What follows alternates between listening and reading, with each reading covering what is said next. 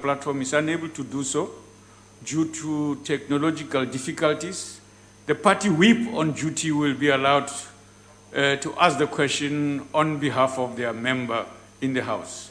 When all of the questions have been answered by the President, we will proceed to the next question on the paper. The first question has been asked by Honorable L.S. Makubele Mashele. I've been informed that the President will be answering questions through the virtual platform. Honorable President.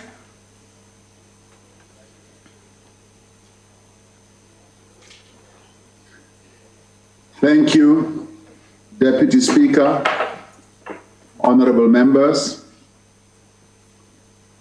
I welcome this opportunity, albeit a virtual way of answering questions. Honorable Deputy Speaker, the global coronavirus pandemic is both a national crisis and an economic crisis.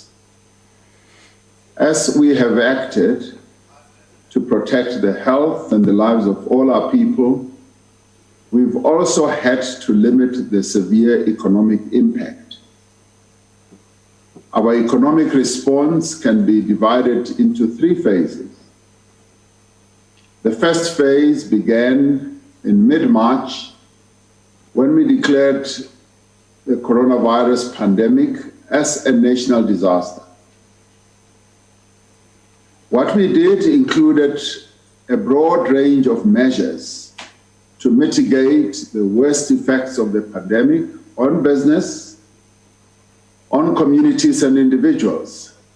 The measures included measures such as tax relief, the release of disaster relief funds, emergency procurement processes, wage support through the UIF, and funding to small businesses. Towards the end of April, we realized that this pandemic was having a much deeper effect, negatively. It then led us to embark on the second phase of our economic response.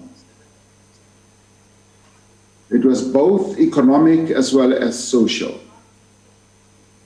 And this included a 500 billion support package to stabilize the economy and to protect jobs.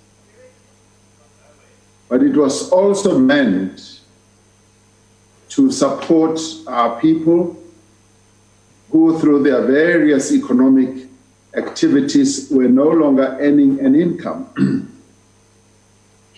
And this had to do with people in informal businesses, but it also included people who were getting social grants, but the social grants had become insufficient. It also included unemployed people in our country.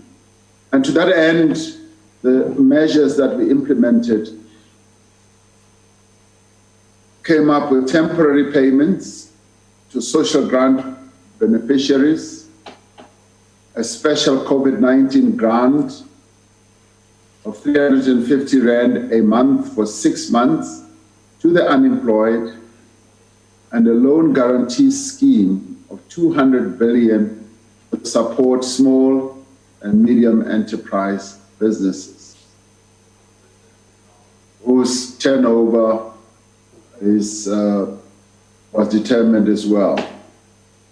It is worth noting that the 500 billion support package is worth around, I would say, 10 to 11% of GDP, which is larger than equivalent support measures announced by other emerging markets and those countries that are in the G20. The third phase is a comprehensive economic strategy that will be aimed at driving the recovery of our economy as we emerge from the pandemic.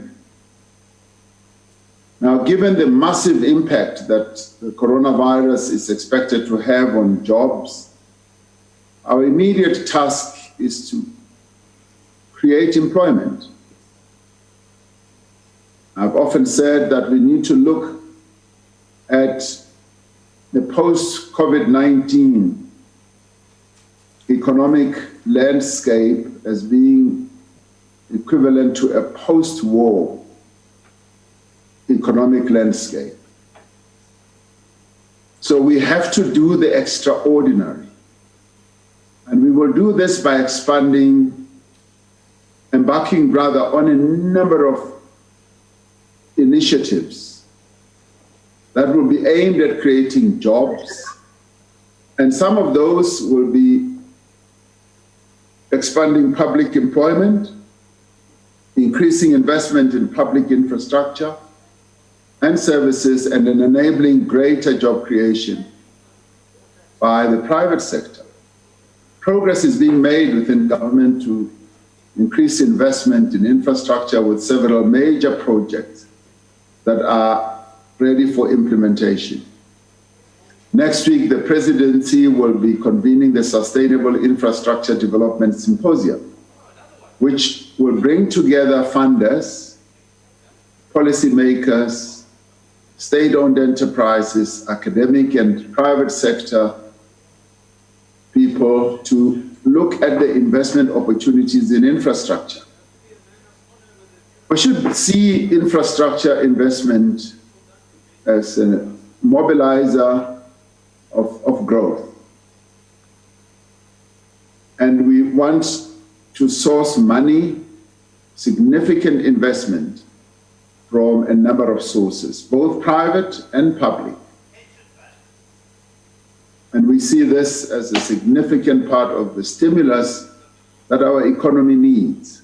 This pandemic, Deputy Speaker, has highlighted the vital importance of the informal sector as well, and of small businesses in meeting the basic needs of our people. This informal sector, which others describe as the second economy, in many ways has come to the fore in supporting the lives and the livelihoods of our people during lockdown. And we now have a much better view of the landscape of the small medium enterprise sector and the more informal part of it. Our program of economic recovery needs to provide greater support to these enterprises, which provide income and employment for many young people. At the same time, we will implement key reforms that support long-term growth, and these include measures to support building of energy capacity, reforms to improve port capacity, as well as the efficiency of our ports and the licensing of high-demand spectrum. We've also been focused on the measures required to protect African economies and ensure that they effectively recover from the effects of the pandemic. In my capacity as chairperson of the AU, I have held several engagements with the leaders and institutions in the international community to call for a comprehensive economic package to provide economic relief to African economies. This package would need to include debt cancellation, debt standstill, as well as interest waivers, which will provide poorer countries the much needed fiscal space to deal with the economic ramifications of the virus. As I've announced, we've also appointed 6 AU envoys to solicit financial support for the continent from a number of financial centers, G20 countries, international organizations, and many others. They have also made significant progress in mobilizing material support for African countries to respond to the pandemic. And to date, a total of $61 million has been pledged for both the AU COVID-19 response and the AU Center for Disease Control and Prevention. It will take long to recover the economic loss due to this virus, and although we do not know yet what the full impact of the pandemic is, we're starting that recovery now. And it is important that we approach this through the balanced strategy that we've decided on, to save lives on the one side and also to preserve livelihoods. It becomes a very delicate balance, but it is a balance that has to be struck, because in the end, we cannot overemphasize the other at the expense of the other. I thank you. Thank you. Honorable Makubele, Mashele. Thank you, Deputy Speaker. Now, President, the aftermath of any economic downturn or devastation is usually characterized by extensive market regulations and industrial planning, which are state-led. Now, President, what are the policy options being considered by government that would allow and give space to the hard-hit sectors to recover, specifically the protection of locally manufactured products? I thank you, Deputy Speaker. Thank you, Mr. President. Indeed, any, if you like, devastation post-situation, as we now talk about post-COVID as being almost similar to post-war, does in the end lead to a reset of many things, reset of processes, reset of policies, reset of protocols, and we now need to reset nearly everything, because the post-COVID is going to change everything. And I think many people around the world accept that, including your central banks that are often quite conservative. They now believe that we've got to look at the rules again. Even us as policymakers, we've got to look at the policies that we've embarked upon in the past and see whether they are still fit for purpose and for the current situation that is now going to confront us post-COVID-19. I happen to believe that, yes, we do need to reset our economy.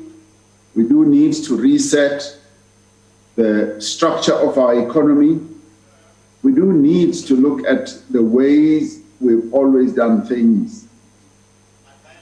And this is the moment that should herald a new change. And in a way, much as COVID-19 is a dark cloud that is hanging over the lives and the economy of our country, it does have a silver lining. And the silver lining is that it gives us an opportunity to look at the way we've been doing things, our policies and our processes, our institutions, and see whether they are still fit for purpose to deal with the devastation that COVID-19 is going to bring about. So therefore, yes, the state has to play a critical role. Even your more conservative countries in the world are saying the state now needs to play its role. Any post-war situation must be state-led. That is where the state needs to set policies, give direction, and the state, therefore, is called upon, as it has been called upon, to give leadership in the past 80 days. And similarly, it will still be required to give leadership, to look at, yes, how the market is functioning and how the market is structured. It will need to look at various policy options, other policy options that we had pre-COVID-19, still relevant beyond that, and that is precisely what we are now looking at in government. Are the time frames that we had in mind still the same? As it is now, even our budgeting processes also need to be looked at. A Minister of Finance is going to be coming to the House to present an emergency budget. And it's a reset of the budget that was presented. And going forward, we're already looking at starting from point zero. A zero-based budgeting process is now going to be heralded. It's going to be the new order of the day. So we now are going to have a new normal as we proceed forward. And of course, in doing so, we want to be able to advance a number of options and initiatives. The first is many people are going to lose their jobs. We now need to embark on a very vigorous process of creating jobs. We also need to protect jobs that may be at risk at the moment. And we have already, in the 500 billion rand that we announced, part of that is going to be protecting jobs. And so therefore, we are going to be acting in a way unconventionally. We are going to be acting in a way that will protect the livelihoods of a number of our people, protecting jobs, creating jobs. But we will also be looking at new sectors of the economy, the restructuring process of our economy that needs to get underway. We need to ask ourselves, which are the new sectors that we need to look at? The capacity of the state also needs to be strengthened. We need to hasten the strengthening of the capacity of the state. We now need to look to the various subsectors of our economy, but we also need to look at great opportunities Speaker, that lie ahead. A point of order, Speaker. What's the point of order? One of those is... Mr. President, a moment. What's the point of order? Speaker, just yesterday, there was a agreed, position that every speaker must have the approved background of Parliament. And the President seems not to be following in that agreement. I think that it's in order that the President leads by example, puts a background approved by Parliament. Each and every member is on the point of order background. There's no excuse the President of the country to be using a background that is obviously political and does not really speak to Parliament. He must not, even though he's at home, he must at least resemble Parliament, as all of us have done. So please, may the President follow the rules as all of us are doing. Thank you. The President is following the rules. He is not a member of Parliament. That rule doesn't apply to him. Honorable members, Honorable President, please proceed.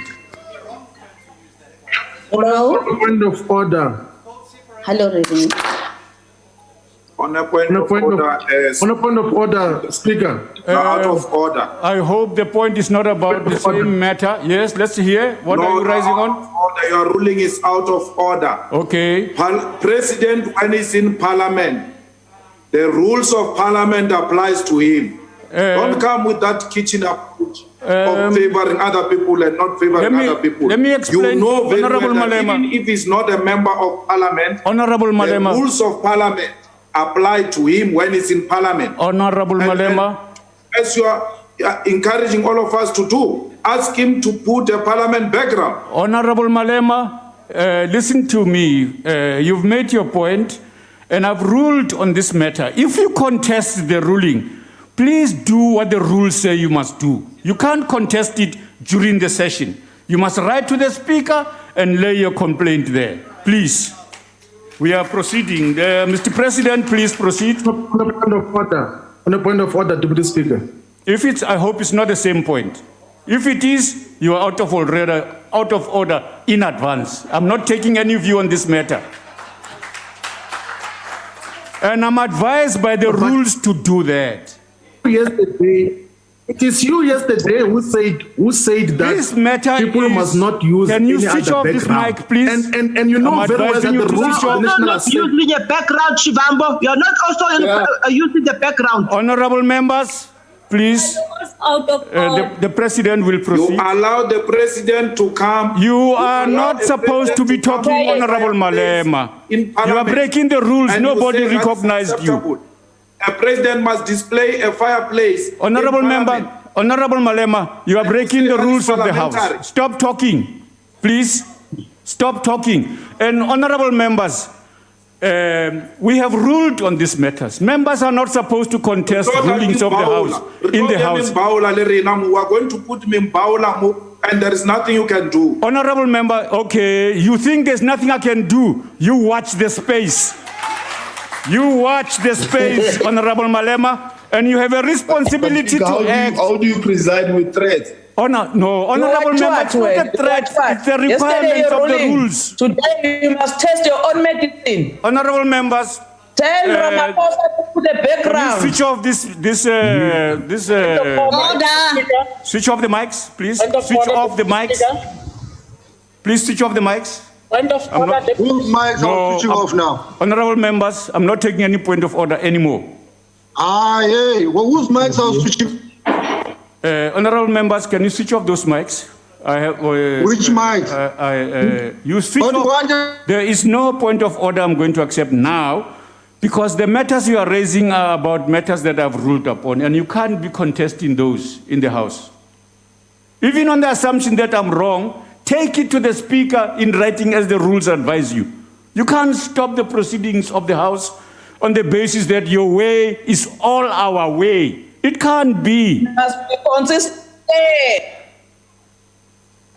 Honorable President, please proceed. One of the opportunities that this moment heralds is that we've got to focus on areas that we've often spoken about, but have not really followed through. Like, for instance, strengthening our industrial base through the reindustrialization process, making sure that there is localization, that we manufacture goods in our country, and ensure that the manufacturing base is once more strengthened. We've seen how, for instance, as we've been scouring around the world trying to get masks and PPEs, that this can give us a great opportunity to have our own masks made here, our own PPEs made here. But this is an opportunity that many who are in the manufacturing base are beginning to take up. So this post-COVID moment, we should utilize to make more South African goods, make sure that we localize, make sure we strengthen our industrial base. And through all this, we will then be able to focus on a number of areas that are going to support the livelihoods of our people, provide better services, and the opportunities post-COVID are quite plentiful. And so therefore, that is why I say, there is in the end a silver lining below this cloud, and our third phase, which was going to deal with the economic recovery going forward, must make sure that we build an inclusive economy, an economy that is going to create jobs, an economy that is going to ensure that young people are brought in, they use their capability, their knowledge, and we push the agenda of the fourth industrial revolution, that women in our country get great opportunities and are supported. And we bring in the private sector to invest more and more in the economy as we strengthen our state-owned enterprises as well. So going forward, we see great opportunities, and we believe that this is a moment when we need to move our economy forward. We will go through a slump because COVID-19 still has to have its effect, and we need to see how that effect is going to work out. but we are going to go on with the rebuilding process as we move forward. Thank you, Honorable Deputy Speaker. Thank you, Mr. President. Honorable Hlengwa, it's your turn. Honorable members, you are screaming as if the House is not proceeding. Can you please take it easy? Well, thank you very much, Honorable Deputy Speaker. Mr. President, obviously the situation before us is very dire if you consider the fact that some research gives projections that Africa will lose about 20 million jobs because of this virus. But also on the flip side of it, Mr. President, you speak about millions and billions of rands which will be injected to the many programs to reset and restart the economy. Be ignorant to the fact that chief amongst the biggest threats to the money that will be made available is corruption. You look at the Bait Bridge border post, for example, 37 million rands for 40 kilometers. You look at how the social development grants and food parcels have been abused now. The question then, Mr. President, becomes, what is it that, or what conversations and decisions are you taking at an executive level, whilst Parliament will be, of course, having its own processes to actually deal with this scourge of corruption, which is, of course, taking advantage of the crisis that we are in, particularly given the loopholes. Thank you, Honorable Hlengwa. You have overstepped your time. Sorry, your time is on this very difficult matter. Honorable Hlengwa, please, in future, try and time yourself better. Put your questions up front so that when I cut you, as I will, when you go over time, you've asked your question. Noted, Deputy Speaker. Thank you very much. Thank you. Honorable President. Honorable Deputy Speaker and honorable members, of course, corruption is and remains a major challenge to our country.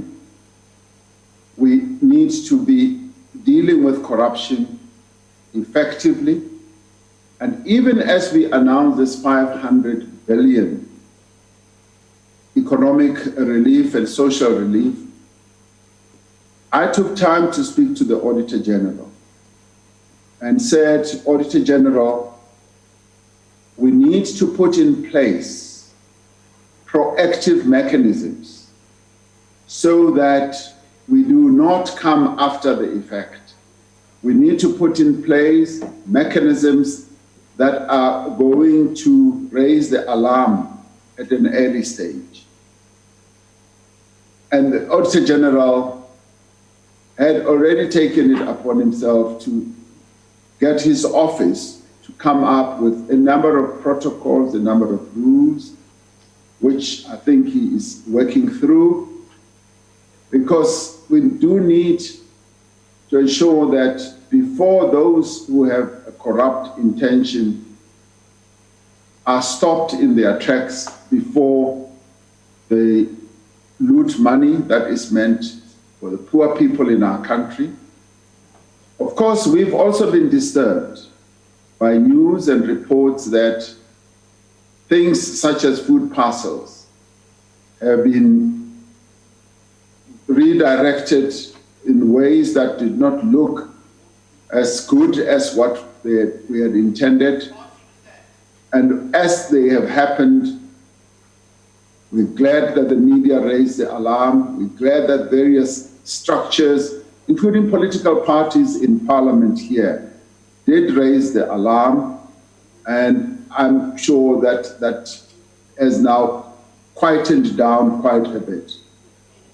But Honorable Hlengwa, we are concerned as you are, and we want to ensure that the money that has been set aside for the COVID relief at a social level and at an economic level is properly used, and it is used for what it is intended for. And quite a bit of that money obviously is going to be utilized for social grants, which Department of Social Development is dealing with. I was pleased when I heard their report, about the distribution of the 350 Rand to a number of people who were not in their system, and that is proceeding, and well more than 1 million has already been distributed, and this week alone they are going to be distributing a further 1 million, and that process that they've set in place is such that the money should end up going to those people that it was intended for.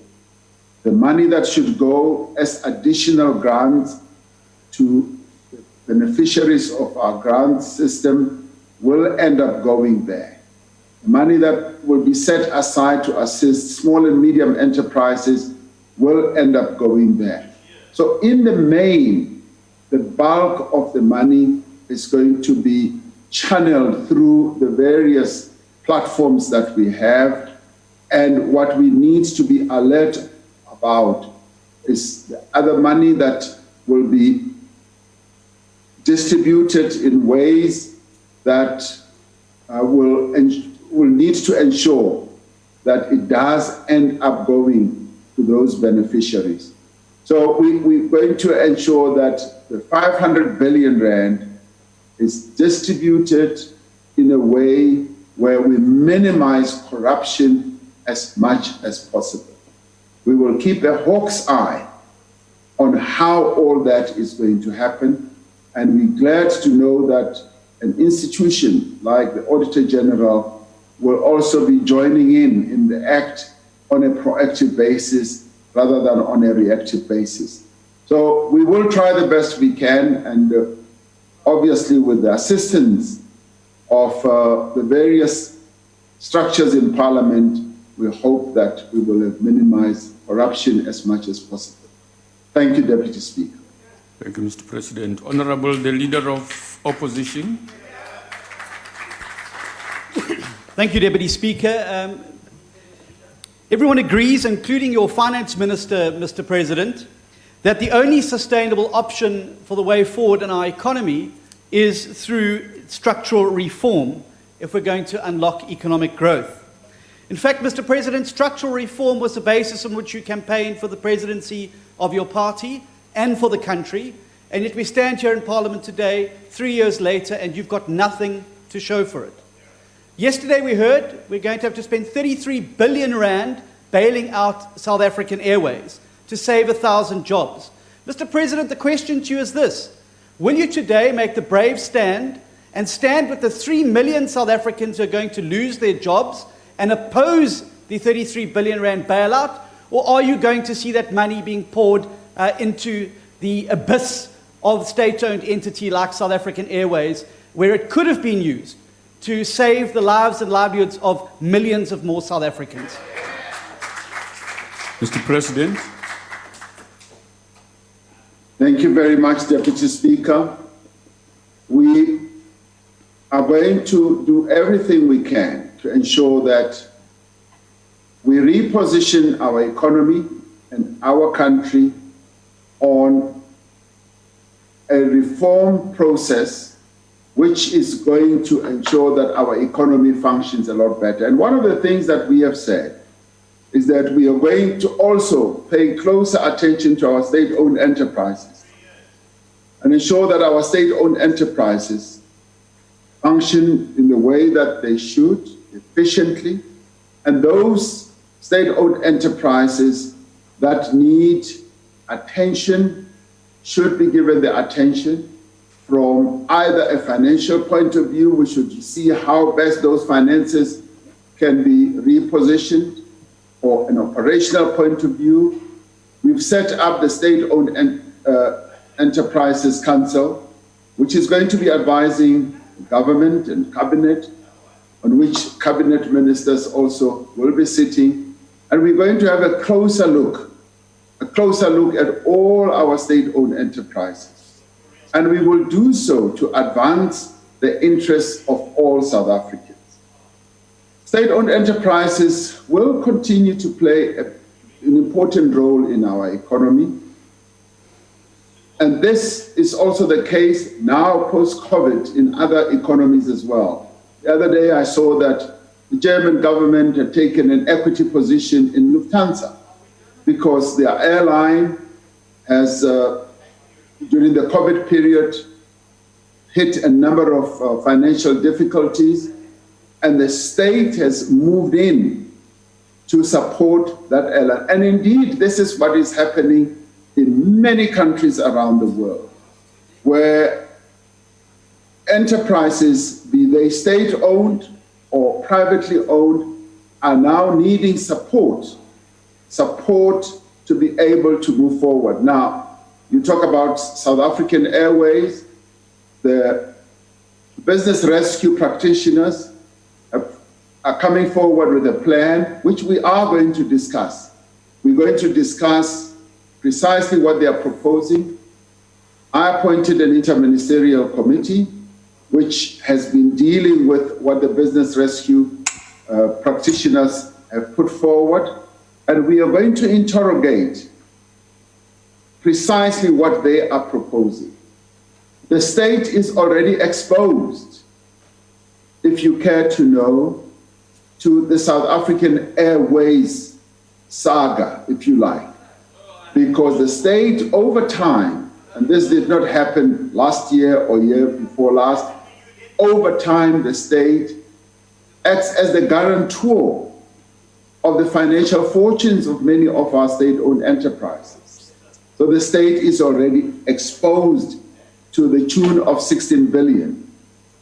And the business rescue practitioners are coming forward with a plan which we will look at very closely, and we will look at the pros and the cons of precisely what they are proposing and the time frame. And we will also look at whether South African Airways can be restructured in any way, shape, or form, and whether in doing so we can look more broadly at our aviation industry. The post-COVID-19 situation gives us a number of opportunities that we now need to look at. And I'd like to invite you as well to look at the post-19 situation through different lenses, a different lens that will say, what do we do to restructure the economy of our country? What do we do also to reposition state-owned enterprises? And if you have any ideas, please bring them to the table, because it is at this time that we are looking at various propositions as we move forward. Thank you very much, Deputy Speaker. Thank you very much, Mr. President. We now move to the next question 2, asked by the leader of the opposition. On a point of order, sorry? On a point of order, Speaker. Oh, yeah. Speaker. Oh, my apologies. My apologies, Honorable Shivambo, it's your turn. Go ahead. It was not a mistake, it was deliberate. The question you are responding to, now, President. Honorable Shivambo, if it's deliberate, then you don't proceed, you don't talk. That's the rule. You will not talk. You are not the president of the country, man. With a government logo. No, you won't speak. No, you won't speak. You must stop behaving like you are drunk. No, you won't. No, Honorable Shivambo. You are this subject. These rules were approved upon. We are noting what you are saying, and we are going to check these remarks you are making, and you are not going to speak if you don't change that thing deliberately. You telling the House you deliberately breaking the rule. There's no way you will be allowed to speak. No way. No, you have to throw me out of the House. No. Honorable members, we made a ruling on this matter yesterday. It will not be changed by the methods you are using. No. You are out of order, Chief. No, I'm not out of order. I'm enforcing the rules that you are part of order. Leticia is out of order. He always does. Who is Leticia? He thinks he's a clown. You are a clown. I must. No, we are listening to you. And this is a recorded session of Parliament, and we will act against it. We will not allow anybody to speak here. Neither are we at your mercy either. This is not your house. No. disrespectful. Can I please ask the question? Stop being disrespectful. Yes, yes. Yes, you stop being disrespectful. Is you Honorable members, that we are it here is in your wrong. favor. We're not here in your favor. It is wrong for you to do what you are doing. You are not going to be allowed to do it. Some emotional. Can I proceed with the question? Yes, on condition you know what you must do. You know the conditions. What should I do? What should I do? You have got me on the You switch you switch off. You put it on. You had it on. You put it on. The background. You do it. But Deputy Speaker, all your people were speaking with a different background. They were never ordered to do so. Why are you? But who is this person who screams like one intervene? Yes, on your panel. With a different background, you didn't. You keep quiet. You let Stop me your nonsense. You keep quiet, honorable members. Go and sleep.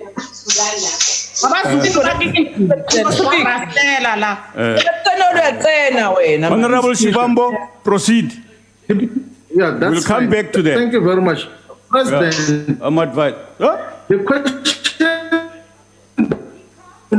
is in two parts. The question that you are responding to is in two parts. One is in relation to the sovereign economy, and two is in relation to the free trade agreement, the African Free Trade Agreement. And predictably, your response, you say you're going to call another symposium. That is what you did when we had the coup d'etat on Jacob Zuma in 2018. We did symposiums, got lots of commitments on growth and investments. Your friends, the white capitalist establishment, committed to grow the sovereign economy. But since you are in office, South Africa's economy has grown by less than 0.2%, which is the worst since the global economic crisis. And there seems to be nothing. You are saying now that post-COVID, we're going to start localizing. And that is a commitment you made when you first locked down South Africa. Why not now? The last question that we want to deal with is that, noting the fact that the economy in the entire African continent is owned and controlled by the colonial descendants, the descendants of colonial settlers. And isn't this free trade agreement going to be a free trade of colonialists and now the Chinese without any African ownership of the economy? Your time has expired. Your time has expired. Your time has expired. Honorable President.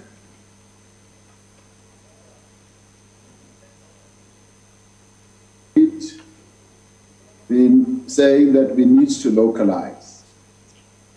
But the post-COVID situation is going to add impetus to precisely that. We have been able to see how we can get, firstly, our industrialists, our own industrialists, to live up to coming into the economy, becoming real industrialists, becoming manufacturers. I have seen, Honorable Chibambu, for myself, how a number of black industrialists are taking various opportunities that COVID-19 is presenting to them. They are making some of the goods that are now needed right here in our own country. They are making the masks, they are making the PPEs, and they now are going to be moving forward to even making the test kits. And many of them are black industrialists. And we need to welcome this. And over time, they will start having economies of scale as to be able also to export. Later today, we are going to be launching a platform for the African continent, where we are going to be able to get all countries on the African continent to buy diagnostic and therapeutic medical supplies. Admittedly, quite a number of them come from other countries, but interestingly, a number of those supplies are going to be supplied by African manufacturers. right from Egypt, right through down to the south. And they are going to be part of this platform. They are going to be selling to the entire continent various supplies. And this is what COVID-19 is presenting to the continent as a silver lining. A number of African, 100% owned African entities on the African continent are coming to the fore. They're going to be part of the Africa Free Trade Area Agreement, and they are now going to also participate in this platform for medical supplies that we are going to set up. So we are seeing the positive side. And what we are also saying is that we need to be encouraging, supporting, and the state needs to be assisting and giving incentives and giving support, both financial and otherwise, to these, in our own country, black industrialists, as many as possible, to help grow the economy of our country. And yes, the economic growth of our country has been tapering down for some time. And what we have been doing is to do everything we can to reposition our economy so that we can begin to accede to higher levels of growth. But post-COVID-19 is going to give us even a greater opportunity to be able to do so. So I am optimistic. I am not pessimistic like some people are. I am very optimistic. And I think that we do have an opportunity, and these are opportunities that we must yield. And if there ever was a time for us to be able to bring in more and more black people into the industrial base, the manufacturing base, this is the time that we need to utilize. And that is why we are saying the restructuring of our economy is a moment that we now need to grasp. Thank you very much, Deputy Speaker. Thank you, Mr. President. The second question Deputy Speaker, may I raise a point of order? What's the point of order? Deputy Speaker, Honorable Shivambo said that the President led a coup d'etat against former President Jacob Zuma. That is correct. There was no coup d'etat. And I request that in terms of our rules, you should withdraw the statement. Honorable members, we'll look at it and we'll come back on that matter. We'll make a ruling. And I was not going to withdraw. Honorable Leader of the Opposition asked the next question. Mr. President, the second question here.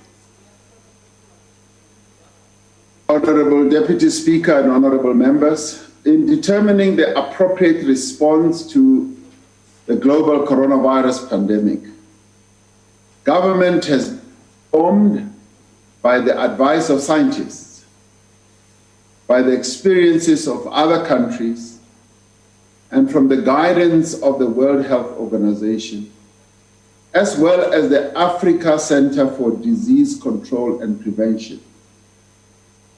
The decision to institute a nationwide lockdown was informed, amongst other things, by epidemiological analyses based on the available evidence of the rate at which the number of coronavirus cases was increasing.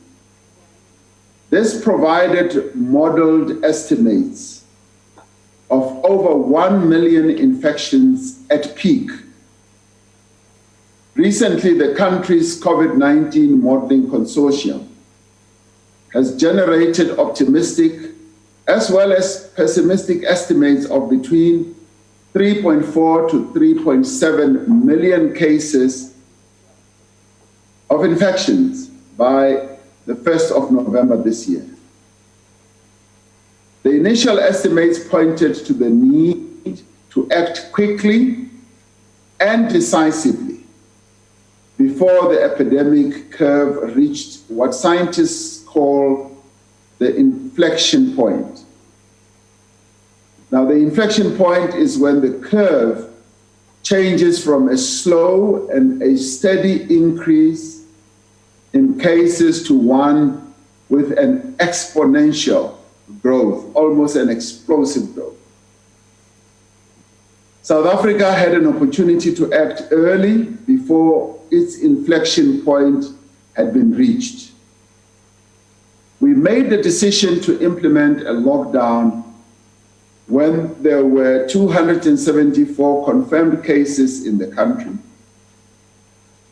At that point, scientists estimated that South Africa already had over 1,000 cases, many of which had not been identified yet due to limited screening and stringent testing criteria. By the time I announced the lockdown on the Monday, the 23rd of March, the number of confirmed cases had risen to 402, and by the time the lockdown took effect, if we all recall, on Friday, the 27th of March, there were already 1,170 cases. In other words, we have seen an explosion. A prolonged delay in implementing stringent measures would have meant that South Africa would have missed the window of opportunity to achieve a significant flattening of the curve.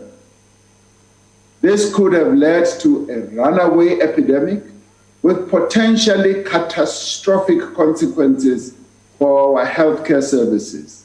And in this case, it's important that the graph that Professor Karim has shown and Minister Mkhize has shown repeatedly should remain affixed in our minds, where we were proceeding on the same trajectory as the UK.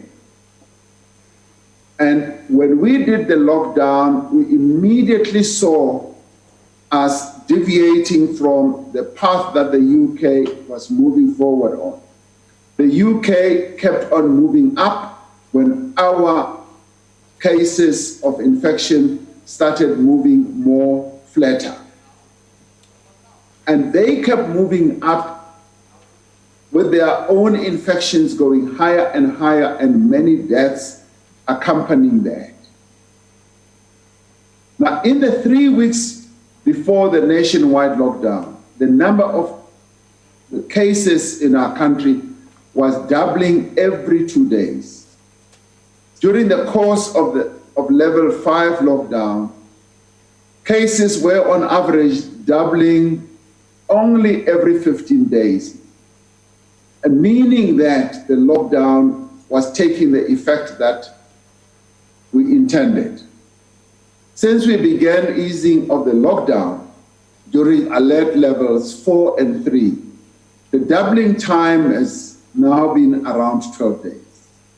In other words, the lockdown enabled the country to start to flatten the curve, delaying community transmission, something we were most concerned about when we were not ready for long enough to prepare our health facilities and implement public health responses.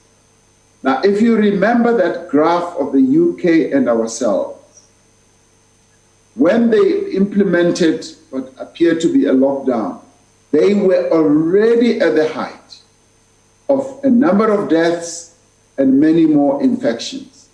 And in our case, we had succeeded through the lockdown to flatten, and the doubling effect had come back down from 2 days to 15 days, and now it has come down to 12 days. I thank you.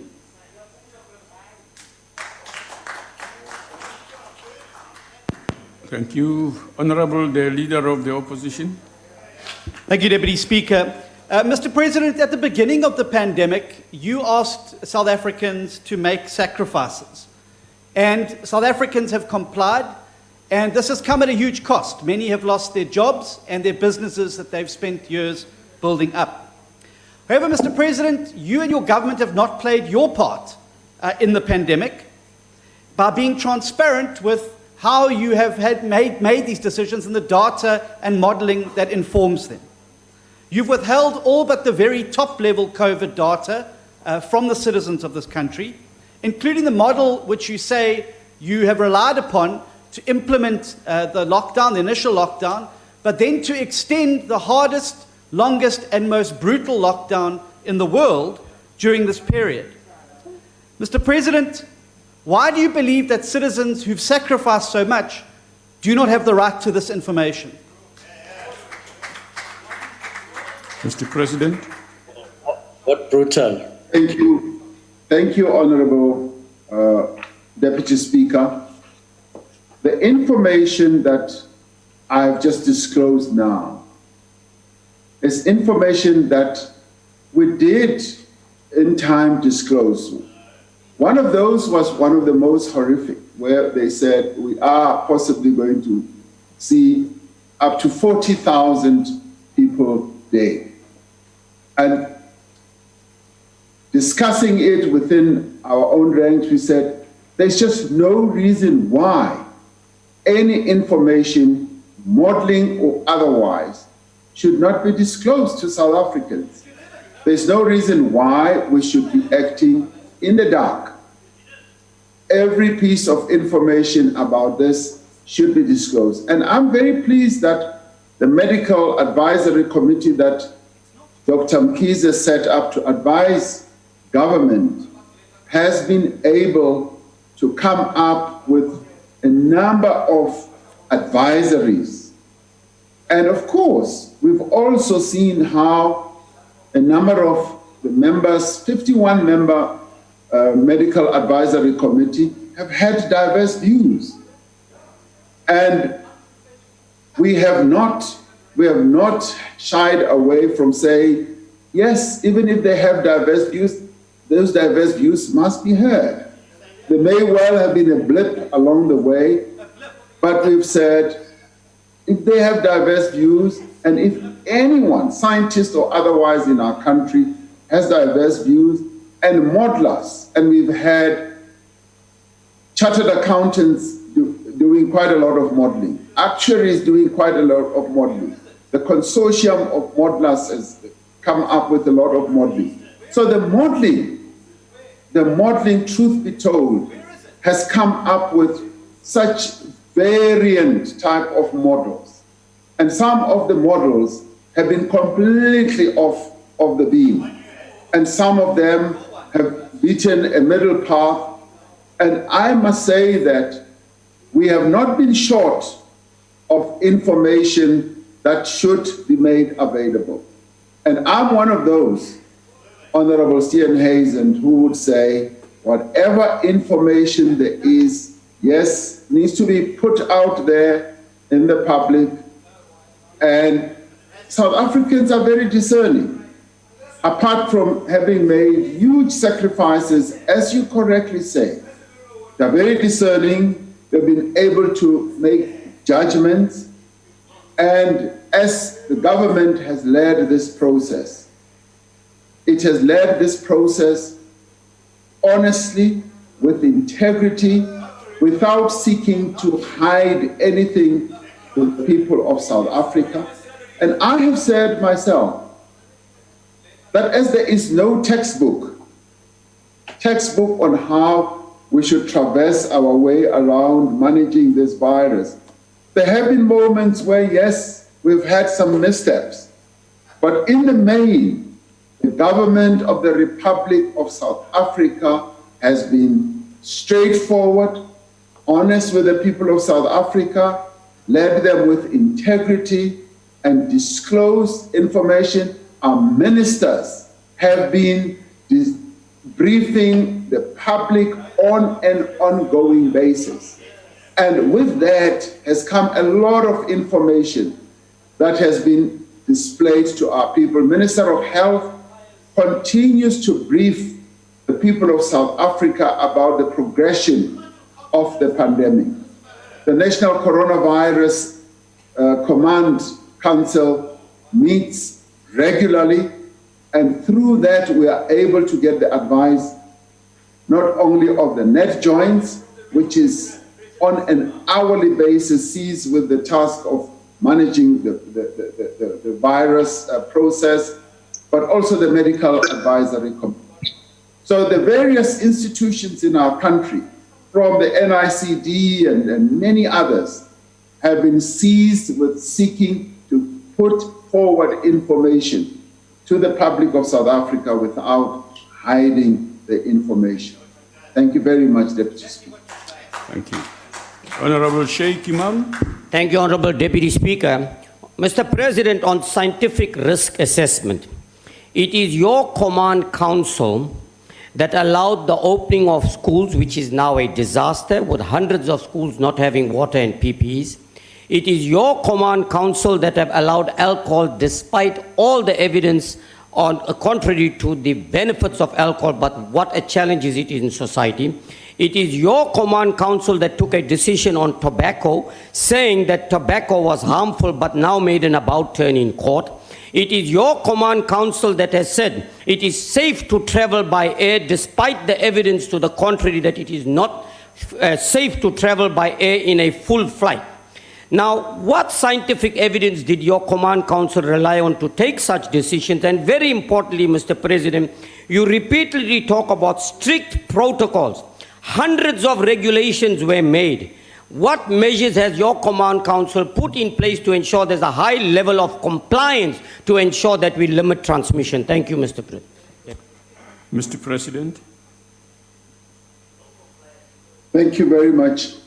As I said right at the beginning, various processes and interventions that we've embarked upon as government have been interventions in the main that have been advised and thoroughly discussed by our experts and our scientists. And obviously, we have also had to do the risk assessment as the political leaders of the country, as we've implemented this. For instance, when it comes to opening schools, we did say that we would not want to see us losing the year of schooling. What is it that we can do? The Medical Advisory Council advice was, so long as we can make sure that there is social distancing, and so long as we can ensure that we utilize all the tools in the toolbox, the masks, the hand washing, sanitizers, and the young people are properly distanced in the class. They said, yes, that can be an option to go for. We then decided to do what I would call light touch. We said, we're not going to open up all the classes. We're going to open up the two, if you like, finishing classes, grade 7 as well as grade 12. And that is what we decided on. And it was risk-adjusted based. Yes, admittedly, as Honorable Imam says,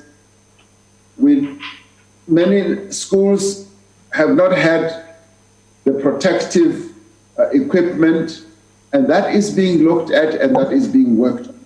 Minister of Basic Education is continuously monitoring the availability of all those at all the schools in our country. And we have said, even as I announced it, I said, where this is not in existence, and if parents do not feel satisfied, the schools should not open. And that has by and large been adhered to. Yes, of course, there have been infections where young people have been infected and brought infections in the schools, and that has been immediately identified and measures have been taken. And the view we've taken is that this virus is going to be with us for a long time, possibly for years. And we therefore need to live with the virus, manage it, and ensure that we adjust the risk. And as we do so, ensure that our people are safe, But as we move on, particularly on the economic side, that we save livelihoods as well.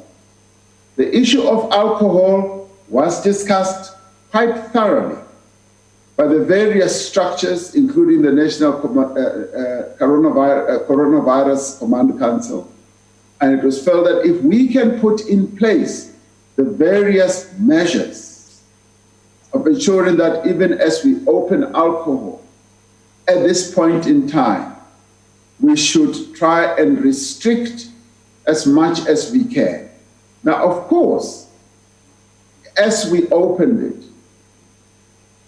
a number of our people in South Africa started going way overboard. And as I was saying yesterday, it has led to abuse as well. And this is the debate that we should have as a nation. South Africa is one of those countries that abuses and uses quite a lot of alcohol, more than many other countries. And we need to be looking at precisely how we should do this. Could we have banned alcohol forever? And many people will say, no, you could not have. When would the right time have been to open it up? Was level 3 the correct time, or was it level 1?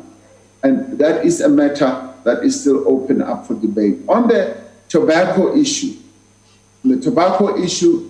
that is a matter that was discussed extensively, and many of our people, through various formations, participated in the debate, and that is what led to the change of decision, which we had announced. And it was after the participation and the views that we got from our people. And of course, now it is in the hands of the court. And the air travel issue, yes, we've allowed travel within the country for business purposes. And we believe that if, for instance, there can be, the protocols can be observed, we can curb the rate of infections. Because in the end, we do need to accept that this virus is going to be with us for a long time, and we need to take protective measures to ensure that we do not spread the virus. So everything has to be based on how we can adjust the risk and analyze the risk and arrive at a risk-adjusted outcome to move forward, because we cannot, in the end, remain locked up forever and in a day. I thank you. Thank you, Mr. President. Honorable Mente.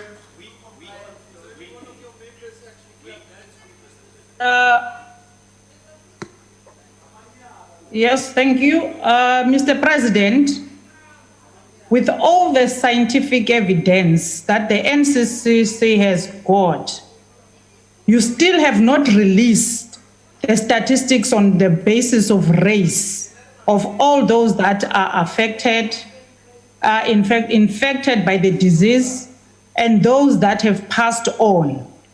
We still want that. If then that's the scientific proof to indicate to all South Africans as to who is affected the most by this virus. Secondly, we need detail on specific actions that you have taken to ensure that our health system is not overwhelmed when the coronavirus reaches its peak. We need details on hospitals. We need details on healthcare workers. Will there be enough of them? We need details of the testing kits that the country has got now and the ventilators. And we want to know, because right now the country has got only 3,300 beds, both in public and private hospitals. Honorable Member, your time is expired. And that's not enough to accommodate your time is expired. Honorable Member, please. Your time is expired. Honorable President. Honorable members in the front benches in the ANC here. You are out of order. You can't be screaming across the way you are doing right now. Please, you two in the left. No, you two, you've been doing it together. It's out of order, members. No, you can't be this disorderly, man.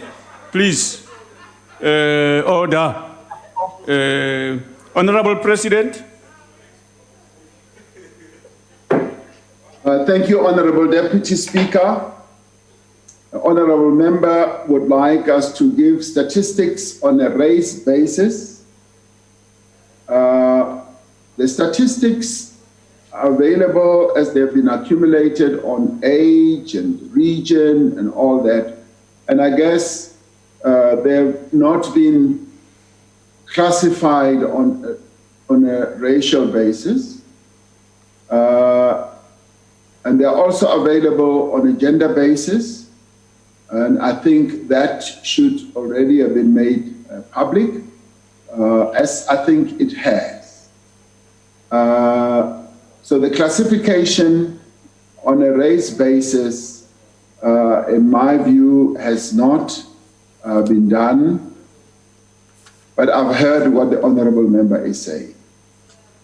With regards to the details on, say, hospitals, in relation particularly to our health system being overwhelmed, we've said that the period of the lockdown from level 5 to level 3 has given us the opportunity in our health system to be ready to do a whole number of things and to embark on a number of interventions. We have, for instance, the capacity that we now have is 404 quarantine facilities with 37,000 beds. And a number of them have already been activated. Almost 15,000 of these beds have been activated.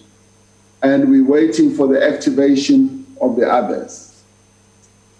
27,464 hospital beds allocated for COVID-19 patients, and of whom we've got 2,500 critical care beds. Now, of course, we need more. I have been at pains as I've traveled around the country telling our provinces that we need more of these beds. And we're utilizing the period that we are in now to get more of these beds. The health workers, we've got to have more health workers, and a number of health workers are also testing positive. We've got 1,076 nurses and 163 doctors who have tested positive, but we are going ahead recruiting other health workers who will come in. All our provinces need more health personnel. And I've said that within the allocated resources, we need to be getting more and more ready. And I've said that we can never be more ready for COVID-19. We've almost got to be over-prepared because the peak is still coming. And as we reach our peak, this period of the lockdown must have prepared us for it so that we are able to deal with the cases. And unfortunately, because our health system is at the level where it is, we've been seeing more recoveries, almost 55% recoveries. And all this is due to the health system. It is not yet where we want it to be, but at the same time, it is a health system that has been ensuring that those who recover do recover well. And 55% recoveries is quite a good number, but we would like to see it going higher and higher. I thank you. Thank you, Mr. President. Honorable Dlomo, the chair of the committee, it's your turn. That's the question. Thank you very much, Deputy Speaker. No. You have asked the question.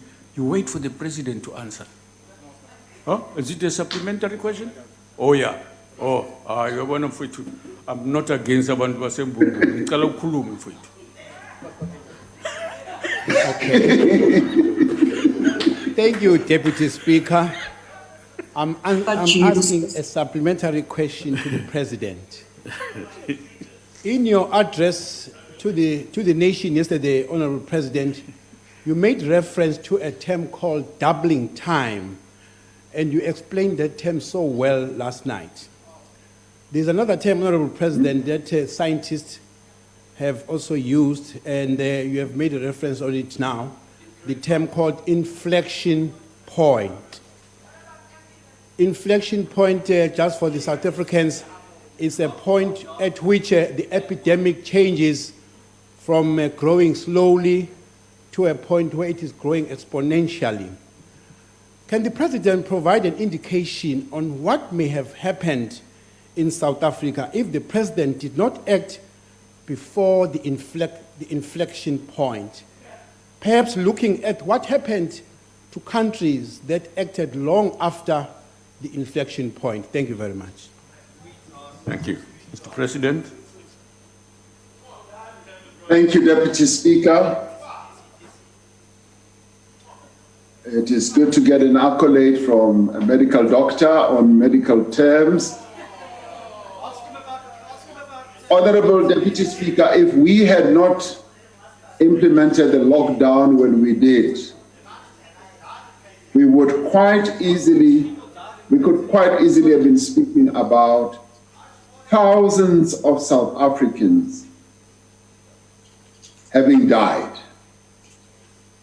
And our infection rate would have been much higher than what it is.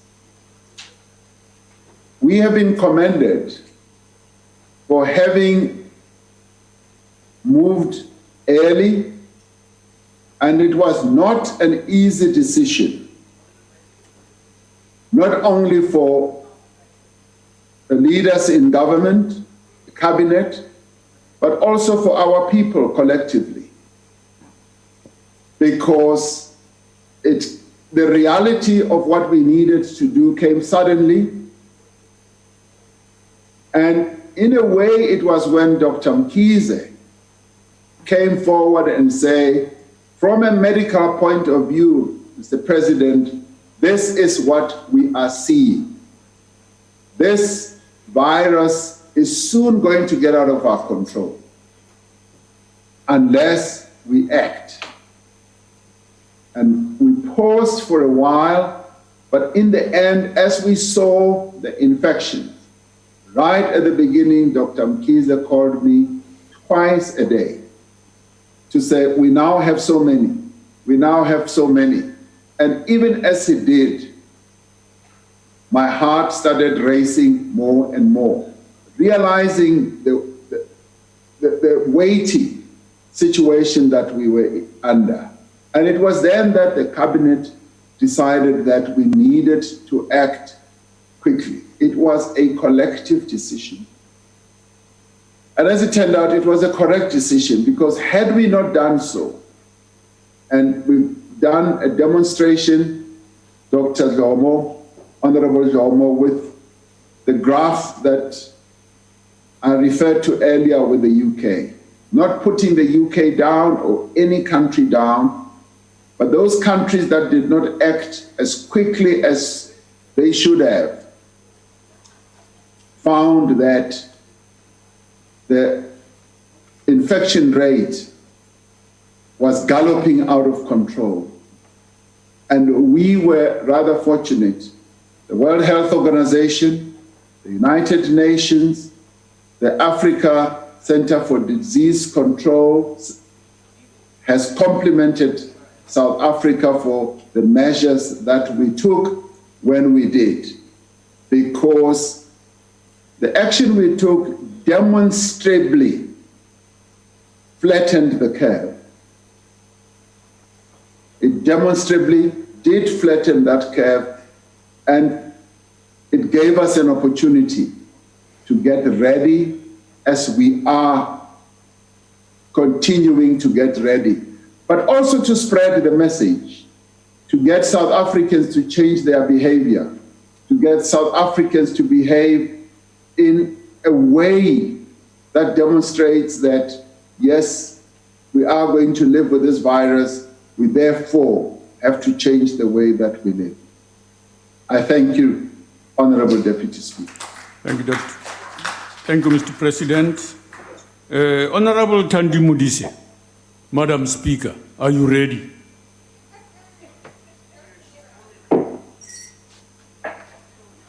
Yes, sir, I'm ready. Thank you very much. Honorable, the Speaker will take over from me from now onwards. Thank you, Madam Speaker. Thank you, sir. Mr. President, the question number 3 was put to you by the Honorable J.S. Malema. Mr. President. Honorable Speaker and honorable members, as I indicated in the earlier reply, our response to the coronavirus pandemic has been informed by the advice of our scientists, made up of the Medical Advisory Committee, 51 scientists of various diverse disciplines. There's also been underpinned by the experiences of other countries and the guidance that we've received from bodies like the World Health Organization and the Africa Center for Disease Control and Prevention. And much of the scientific input we have received has come from, as I was saying, the Ministerial Advisory Committee, which was established by the Minister. Through the course of the pandemic, the MAC, which is the Ministerial Advisory Committee, which, as I was saying, brings together disciplines such as scientists, clinicians, researchers, epidemiologists, has assisted government in various areas of the response. Now, the committee helped to develop the country's 8-phase strategy, in which a strict lockdown was just one of the phases, with specific objectives and a finite time frame. In deciding on when to begin the gradual and systematic easing of the lockdown, government was guided by the views of the scientists, the experience of other countries, and wide-ranging consultations. It also took into account the economic and social disruption that has been caused by the lockdown and the devastating impact the lockdown was having on people's incomes and livelihoods. In providing guidance, the Ministerial Committee used the level of community transmission as the basis for determining the state of the pandemic in the country. At that time, the proportion of coronavirus tests that were positive had been consistently low for a long time and had remained in a narrow range of 1.5% to 3.5% for several weeks in all parts of the country, except for in the Western Cape. In arriving at this decision, due consideration was given to the criteria suggested by the World Health Organization for countries to transition from lockdown to reopening of normal social activities. These criteria are, firstly, the disease transition should be under control. Secondly, health systems should be able to detect, test, isolate, and treat every case and trace every contact. Thirdly, hotspot risks should be minimized in vulnerable places. Fourthly, that schools, workplaces, and other essential places should have established preventative measures. And fifthly, that the risk of importing new cases can be managed. And lastly, that communities are fully educated, engaged, empowered to live under a new normal, that is to live with the virus.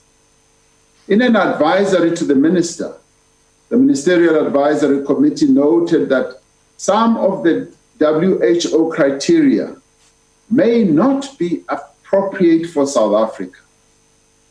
Unlike several other countries, South Africa deliberately implemented a lockdown early in the progression of the disease as a strategy to delay transmission. I may add here that we were not the only country to immediately implement a lockdown.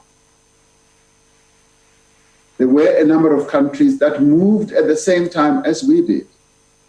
There were also countries that did not. And we did this knowing that we would not be able to bring transmission under control by the time we had to ease the lockdown.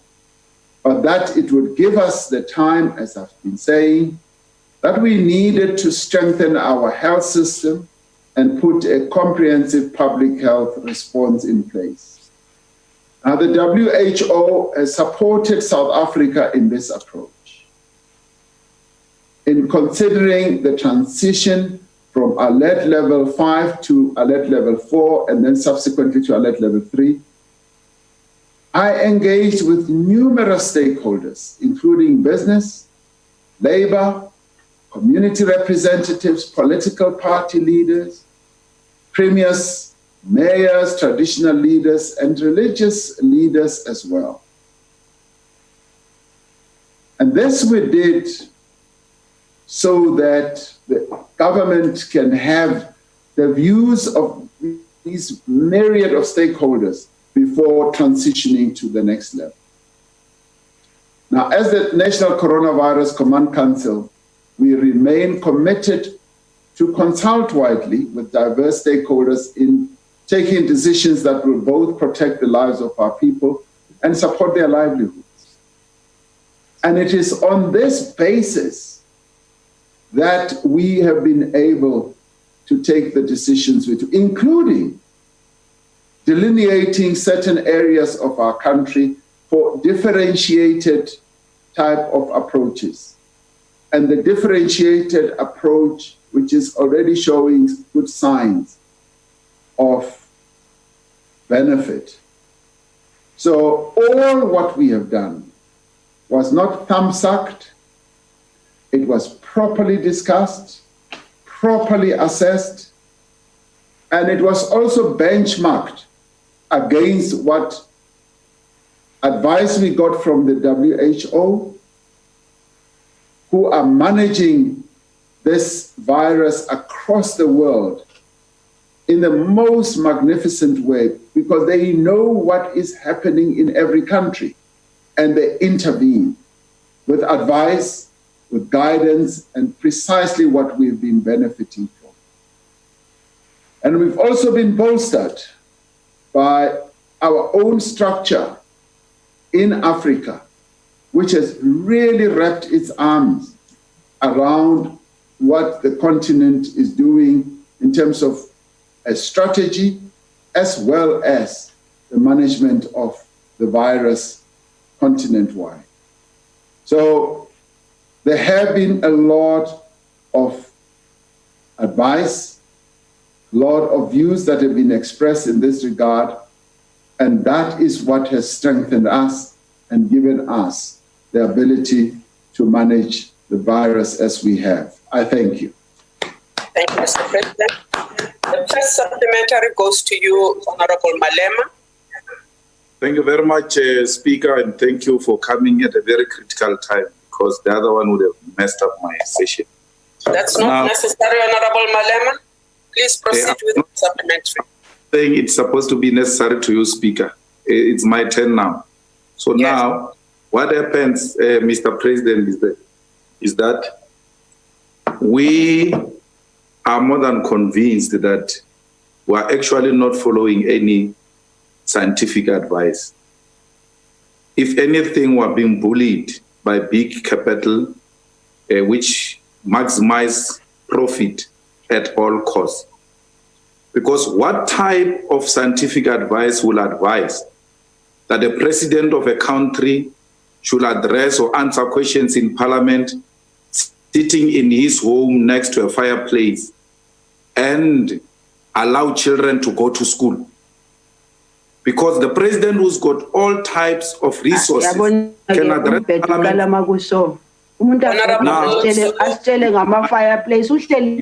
Honorable Zulu, mute your mic. You are sitting comfortably in your own home as a leader of a country who follows science, and your science says take children to schools, to the streets, to go and fight this pandemic, while all of us are in the comfort of our own home. Mr. President, do you have any scientific evidence of how many people are going to die out of this pandemic? Have you been given an advice as to within a particular period of time we can expect that South Africa will lose so many lives, or we're just going as usual without even anticipating or knowing what are the expected infections and what are the expected death within a particular period of time? Because we know, Mr. President, that you are chasing only profits and not lives. You've got a history of sacrificing life in Marikana for profit. And we are experiencing it again now, where the lives of children are being... Honorable Malema. When you should give us solutions and stop talking what you talk. Give us solutions. Shut up, where are the libraries on COVID? He must stop insulting the president. Honorable Malema, hold on. He must stop it. Malema is also at home on the fireplace. Malema is also not in parliament. Honorable members, if you have not been recognized to speak, do not unmute that mic, because otherwise I will give instructions for that mic to be muted.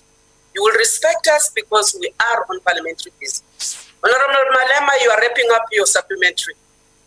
So, I mean, there is no any science that can say to you, Mr. President, sell alcohol, it is safe to sell alcohol. Because you will know, science will advise you that once you sell alcohol, the trauma units are going to be... Honorable Malema, your time is now expired. And we'll have to divide the resources. Honorable Malema, your time is up. Mr. President. Thank you, Honorable Speaker and honorable members.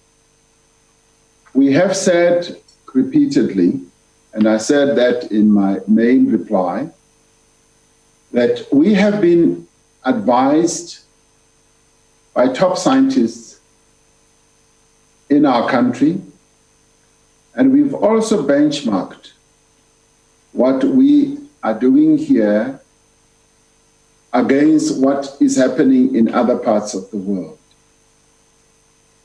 Many parts of the world did not do what we did.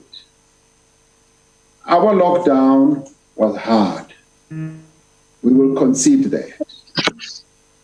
We went on even to restrict things that many other countries did not restrict, like alcohol, like cigarettes, and the buying and selling of a number of items.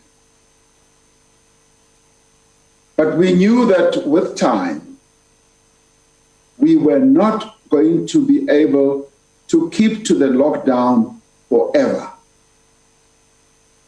Because it is impossible to lock any country down forever. And let me say, many other countries around the world are having to deal with the challenges that we are dealing with. Some eased their lockdowns and reverted back to harder lockdowns. Some did not lock down what we did, and they have paid the price for it. And we've been well advised to do what we are doing on a gradual basis with the necessary advice. The opening up of schools we've explained how this has evolved. Many countries have opened schools and others have not. And as we observed the opening of schools around the world and the protocols they were putting in place and the advice that we got, we realized that yes, we could do exactly the same, but with even harder a protocol. And that's what we opted for. The issue of alcohol, I have explained it. The issue of tobacco, I have explained it. And all this has been well discussed.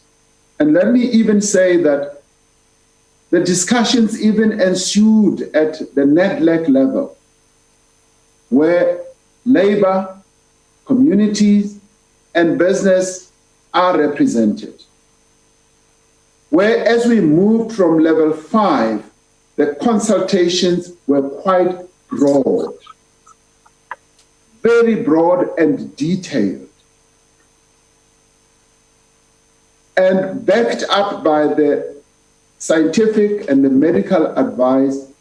We were able to package all that and say we can move forward on a risk-adjusted basis, adjusting the risk. And of course, it is a risk. Like everything else would be a risk. But what I would like to reiterate is we've been resolutely committed to saving lives. When we took the decision for a lockdown, the overriding objective was to save the lives of South Africans. And that continues to guide what we do. It guides our actions. But at the same time, we've also said we need to preserve livelihoods. Now, when we introduced or announced the 500 billion assistance package, we knew that for the most part it was going to be a stopgap measure.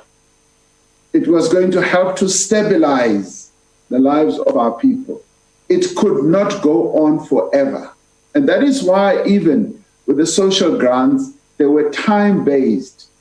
They were not additions to social grants, including the COVID-19 350 Rand. Is not forever because we don't have the resources. But we knew that we needed to act and to come in and support the livelihoods of our people. Now, there is no government in the world that can continue to support the livelihoods of its citizens having closed up that which gives them a livelihood, which is the economy. And we therefore said we would open certain sectors of the economy, as we have been doing on a gradual basis. And we've been seeking to do it in a responsible manner and moving from the very hard lockdown, which we knew could not go on forever. Because for that lockdown to go on forever would mean that our economy would be completely destroyed. And the livelihoods of our people would also be destroyed.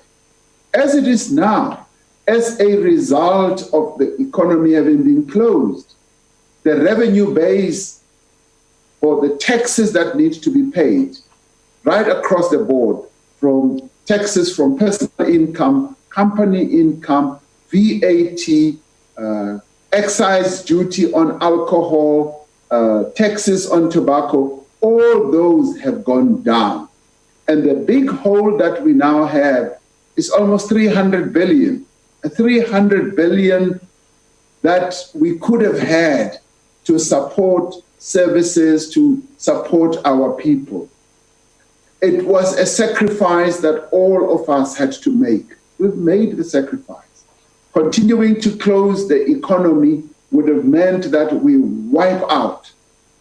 completely wipe out the tax base that we've got and possibly even destroy it, because some of the companies, honorable members, will not be able to reopen.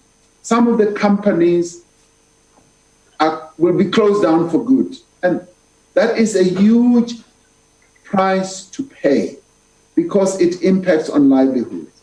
And may I say, in the end, we have not yet counted the number of jobs that would have been lost, that we are going to lose post-COVID-19. As we speak now, many people, and I say this with a heavy heart, many people are going to lose their jobs.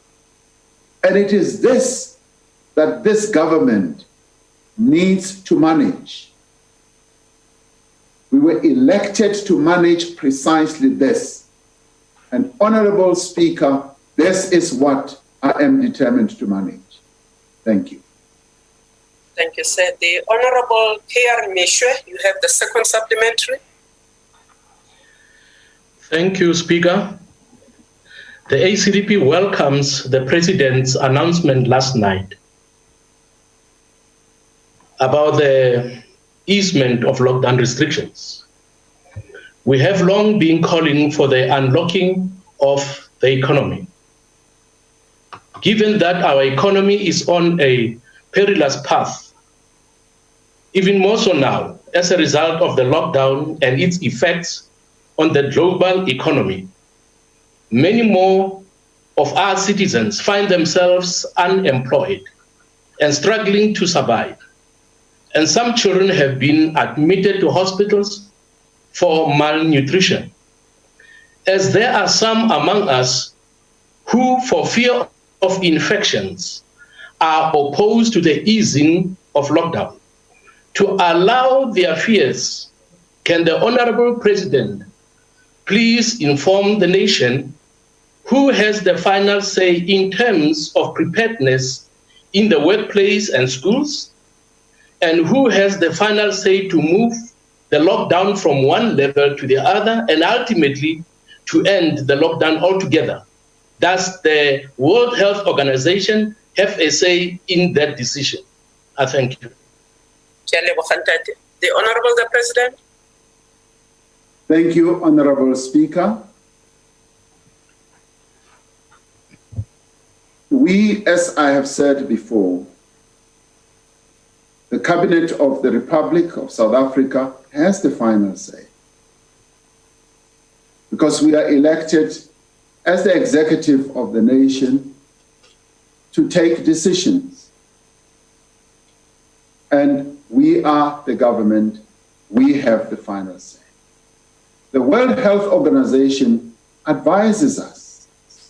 We work with the World Health Organization, like the Medical Advisory Committee advises government. The National Coronavirus Command Council is an intermediary body that is made up of the president and ministers. But in the end, it is the cabinet. And that is why we've taken care that decisions, proposals are discussed at the Medical Advisory Committee, at the neck joints, and then they come to the National Coronavirus Command Council. And when decisions have to be made on recommendation from all these bodies, it is the National Executive Cabinet that takes the decisions. So as we have moved from level to level, we've taken counsel, we've taken advice, we've taken proposals from a variety of role players. And we are proud of the fact that we could possibly be the only country in the world that, when it takes decisions on major issues, does consult, does talk to our people as represented through their various formations. But in the end, yes, the buck stops with the Cabinet of the Republic of South Africa. Thank you, Deputy Speaker, Honorable Speaker. Thank you, President. The third supplementary will be put to you, President, by the Honorable C.P. Mulder. Thank you, Honorable Speaker. Honorable President, it is common cause that it is the view of the economic freedom fighters that the whole country should remain in level 5 and in a total lockdown indefinitely. It is also known that it is the strategy of the EFF to gain total control of the economy. In order to achieve that, the honourable leader of the EFF recently made his view clear when he said that lockdown should continue so as to have the white economy, whatever that may mean, to collapse. Mr. President, you made the point earlier today. You made the point earlier today that post-COVID, we will be confronted by a post-war economic landscape and that we need a balanced strategy.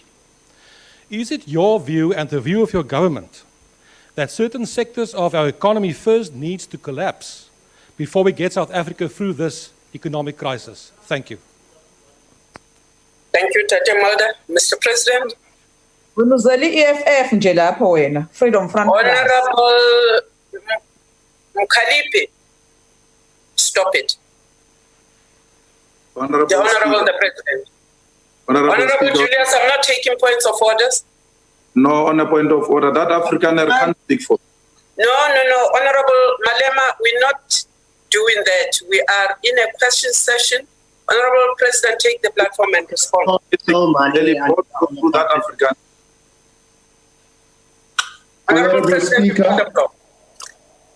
Honorable Speaker, the government of the Republic of South Africa has been charged with the responsibility of advancing the lives and livelihoods of all South Africans. That is the responsibility we have. We've also been charged with the responsibility of managing the economy of the Republic of South Africa, safeguarding our economy, advancing it, restructuring it, repositioning it, and it so happens that post-COVID-19, we have to reset our economy, restructure it so that it can benefit all the people of South Africa and grow on an inclusive basis. So therefore, we cannot countenance a situation where we could see a collapse of any section of our economy. And as it is now, some sections or sectors of our economy are actually on their knees. I cite, for instance, tourism. Tourism is one of those sectors that have been negatively affected to a point where a number of companies in the tourist field may not survive or may not come back. Our task is to see how best we can help the operators of those entities in tourism, how we can support those companies, and how we can protect the workers, the jobs rather, protect the jobs and indeed protect the workers as well in the various sectors of our economy. Our approach and our thrust is to boost the various sectors of our economy, but we want to do it on a collective basis where all South Africans participate in advancing the fortunes, if you like, of all South Africans. I thank you. Thank you, Mr. President. The last supplementary on this question will be put by the Honorable M.G. Matlaule in the chamber. Thank you very much, Speaker.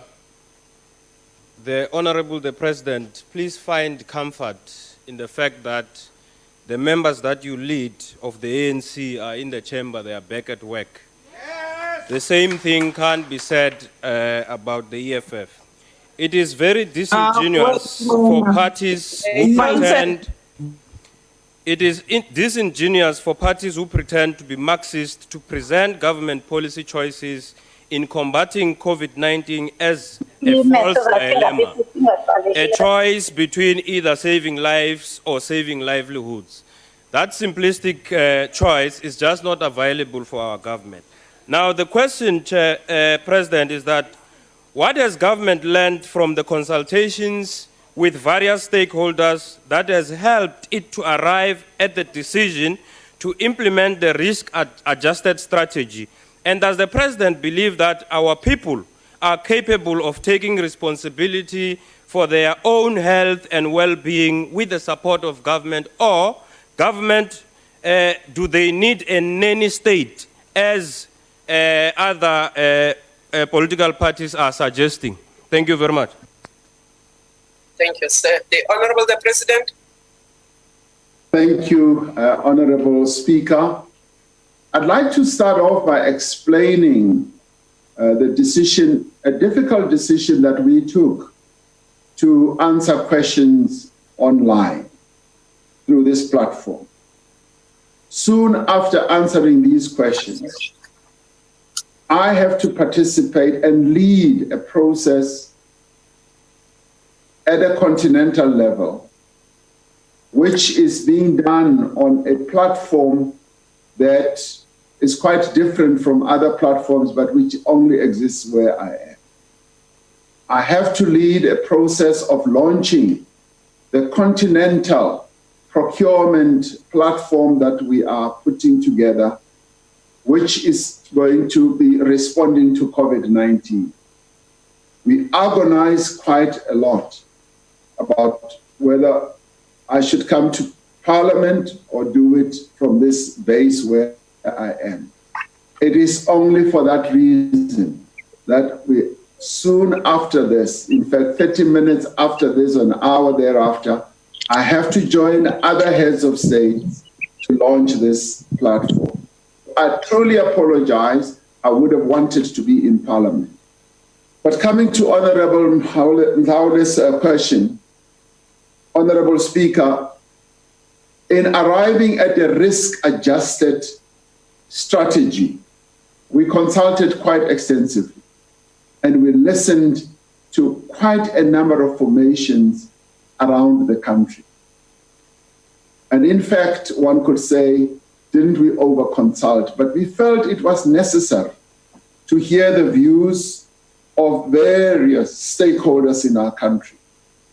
And in our consultation with each, when it came to their own sectors, they said they are prepared and able to risk adjust, to adjust the risks, respond to the risks, and mitigate the risks that would obtain in the opening of any sector or any economic activity.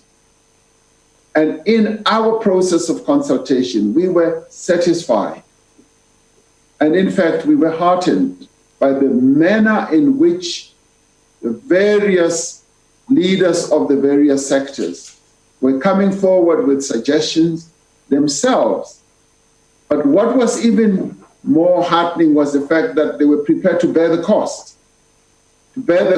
of even setting up field hospitals, setting up isolation centers, if it was found that any of the people who either work in various places or go there are then isolated and can get the treatment. So we didn't just fly blindly into this. It was through consultation and thorough risk adjustment. And role players said, we now accept that living with coronavirus is going to be part of our existence. We now have to acclimatize, we now have to embrace it and live with it as much as we possibly can, and utilize the tools that the Medical Advisory Committee has said we should have in our toolbox. And all those measures which I've spoken about ad nauseum, if they are followed and if they are adhered to, we would be able to have a proper risk-adjusted strategy that will enable us to coexist with the virus. Thank you, Speaker. Thank you. Mr. President, we now proceed to question number 4. Question number 4 was put to you by the Honorable F. Jacobs. Mr. President. Thank you, Honorable Speaker. Honorable members, just before the coronavirus outbreak in our country, Cabinet had approved the Township and Rural Entrepreneurship Program, This program is aimed at putting township and rural enterprises at the center of economic growth. According to research commissioned by the Department of Small Business Development, the informal sector has a central role in the South African economy as it accounts for 18% of total employment and contributes towards the livelihoods of millions of South Africans. The pandemic has assisted the implementation of this critical intervention, which seeks to bring marginalized people and areas into the mainstream of the economy. As part of our package of responses to the pandemic, we have been providing financial and non-financial assistance to the informal sector to cushion workers from the economic effects of COVID-19. We've also taken measures to support households that rely on income from informal businesses by topping up social grants over a 6-month period and introducing a special COVID-19 grant of 350 Rand a month over 6 months for unemployed people. Financial assistance to informal businesses has taken the form of grants, of loans, and credit facilities that informal businesses can access to sustain their businesses. The non-financial interventions include business development, support services that help informal businesses to improve their business management capabilities. This will assist informal businesses should they wish to make the transition to micro, small, and medium-sized businesses in the formal sector. This would make it easier for them to benefit from government incentives, SME programs, and procurement opportunities. Now, the Department of Small Business Development has introduced programs that are targeted at specific subsectors of the informal economy. This informal economy, which other people have called the second economy. To cite some examples, over the medium term, these programs aim to support 100,000 spaza shops and general dealers, 50,000 artisanry businesses, 15,000 hairdressers, beauticians, and other personal care businesses, 50,000 vegetable street vendors and butcheries, and 10,000 informal restaurants. I learned the other day that we've got some 70,000 restaurants in our country, and we are now focusing on those that we never see, that are not registered, but that serve the majority of our people. Other programs include the small-scale automotive aftermarket support scheme to support 5,000 informal businesses over 12 months, and the bakeries and confectionery support program targeting 3,500 businesses over 12 months. Some of these programs have already been implemented and are gaining traction. Through these programs, which prioritize Black-owned as well as youth-owned and female-owned SMEs, thousands of jobs have been saved, and a significant number of SMEs have been kept alive and in business.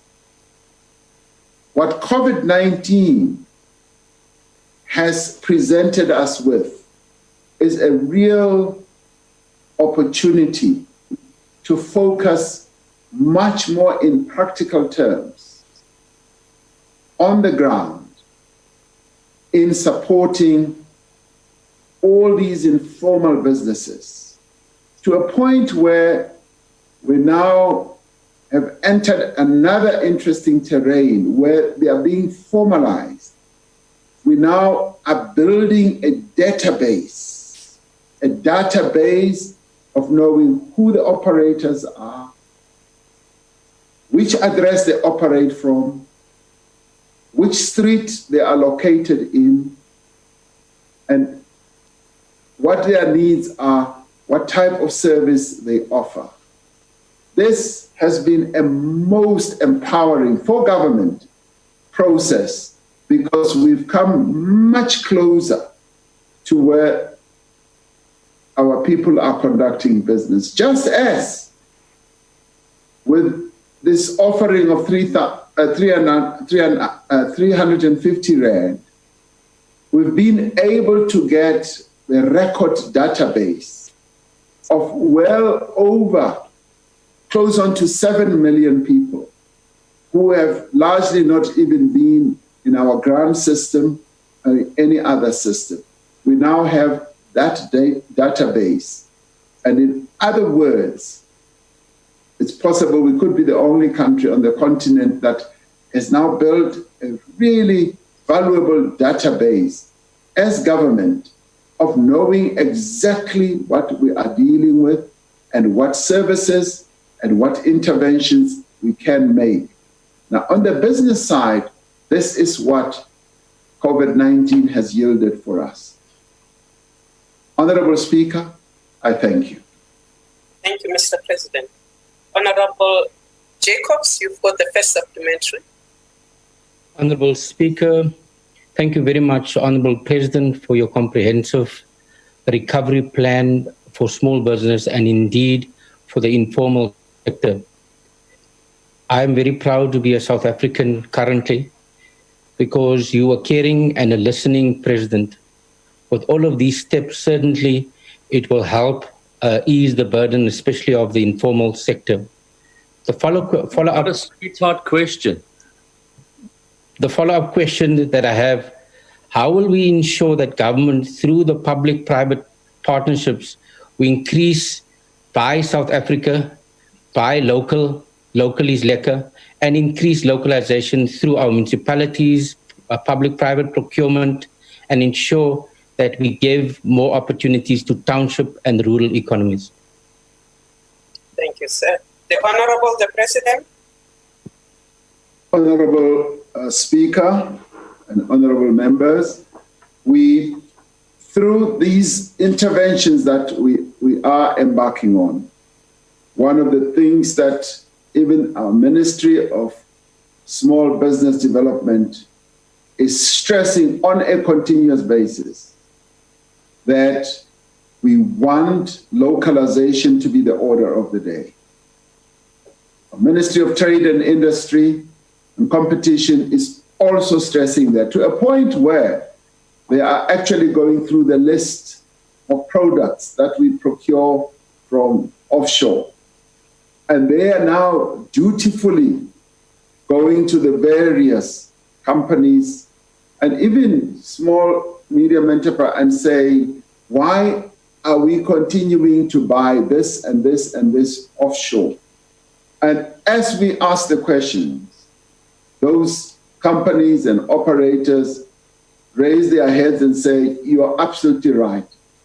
And that is the way in which we begin the process of reindustrializing our economy, boosting manufacturing, and beginning to move in the way of gaining efficiencies so that we become competitive and compete, firstly, in our own country, and secondly, on the African continent as we set up the Africa Continental Free Trade Area, and as we go global.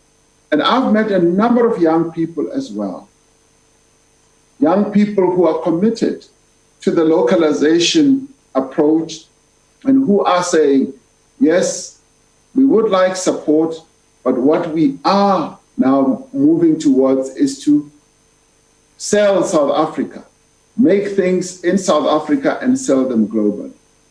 And this is the way, the new wave.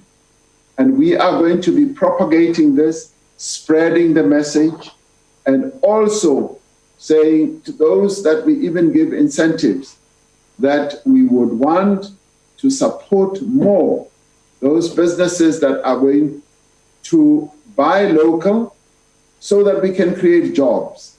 Other countries have grown their economies by localizing, making sure that the jobs remain in country, and that is the trajectory that we are on now. And even as we embark on private-public partnerships, that is precisely the message that we will be pushing. Localization has to be the order of the day. And I'd like to encourage South Africans that even as we buy anything, turn the label around and see where it is made. And I'd like our officials to be doing exactly the same. We need to be asking ourselves where items are made, and also be asking ourselves if we can make it here and begin to advance to being competitive, being able to make it cheaper. And South Africans have the capability, we have got the innovation. Of all this, we can make things a lot cheaper. I've told the story of how one day when I was walking, I met a young man who said, I've been supported, Mr. President, by the IDC. We've been running a business importing medical supplies. And since COVID-19, and when announcement was made that we want to localize, I went off and admittedly said, I've imported a machine.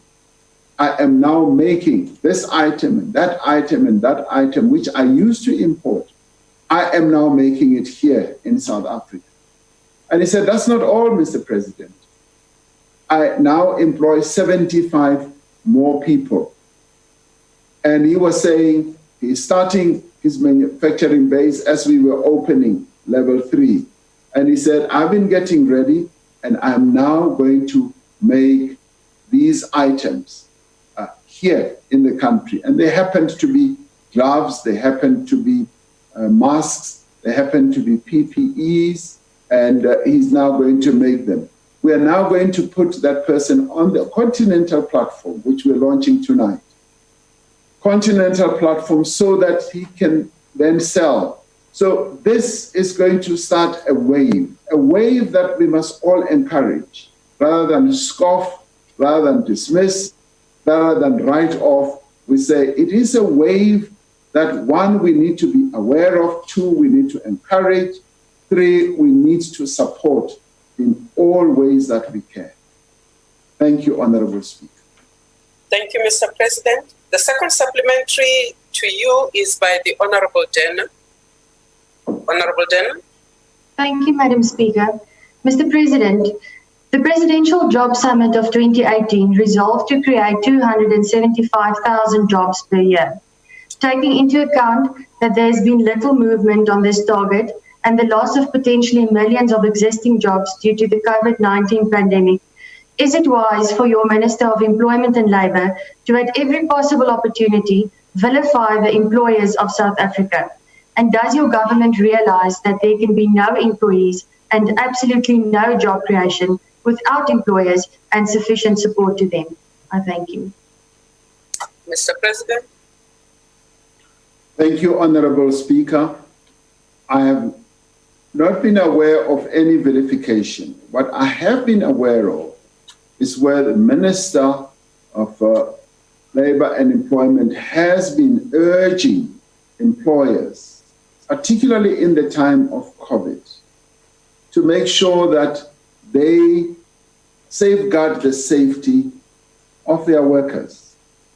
Now, some of these things are rather painful when one looks at what some employers have not been doing. Minister of Mineral Resources and Energy reports that he went to a mine where infections had been reported. And when he got there, he found that there was no sanitization, there were no masks that were in place, and all the protocols that we have spoken about were not in place. And next door to that mine was another one where everything that we had spoken about was in place. and their levels of infections were much lower. Now, this is precisely what the minister would have been responding to. And I don't see it as vilification, but I see it as encouraging all employers in our country to put the lives of their workers first, to make sure that we safeguard the lives of our workers as we seek to advance their livelihoods. We cannot be focusing on just opening up companies and disregarding the safety measures and the safety protocols that need to be in place. That is precisely the approach that I believe Minister Mercy would have been taking. Just as Minister Mantashe took exactly the same approach when he came across a most worrying situation in a particular mine. So we're saying we need to be working together, we need to be cooperating, and we need to heed the word that we should make places of employment safe, we should secure the lives of our employees. Thank you, Honorable Speaker. Thank you, Mr. President. The third supplementary question will be put to you, Mr. President, by the Honorable Ngwezi. Honorable Ngwezi. Thank you very much, Honorable Speaker.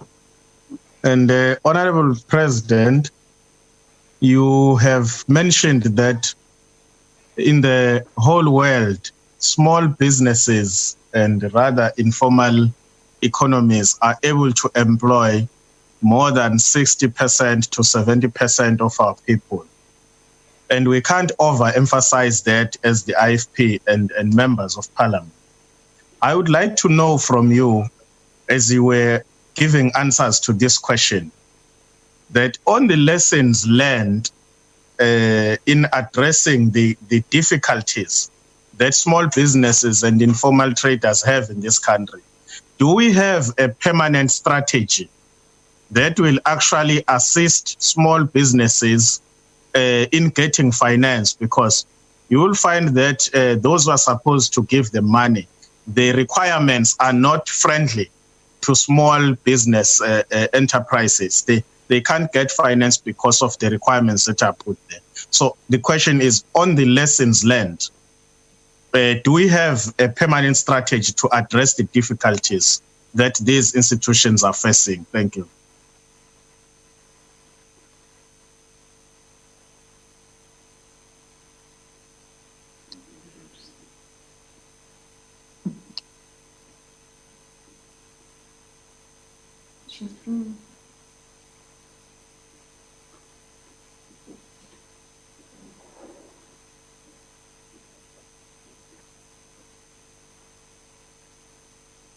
Should I answer, Honorable Speaker?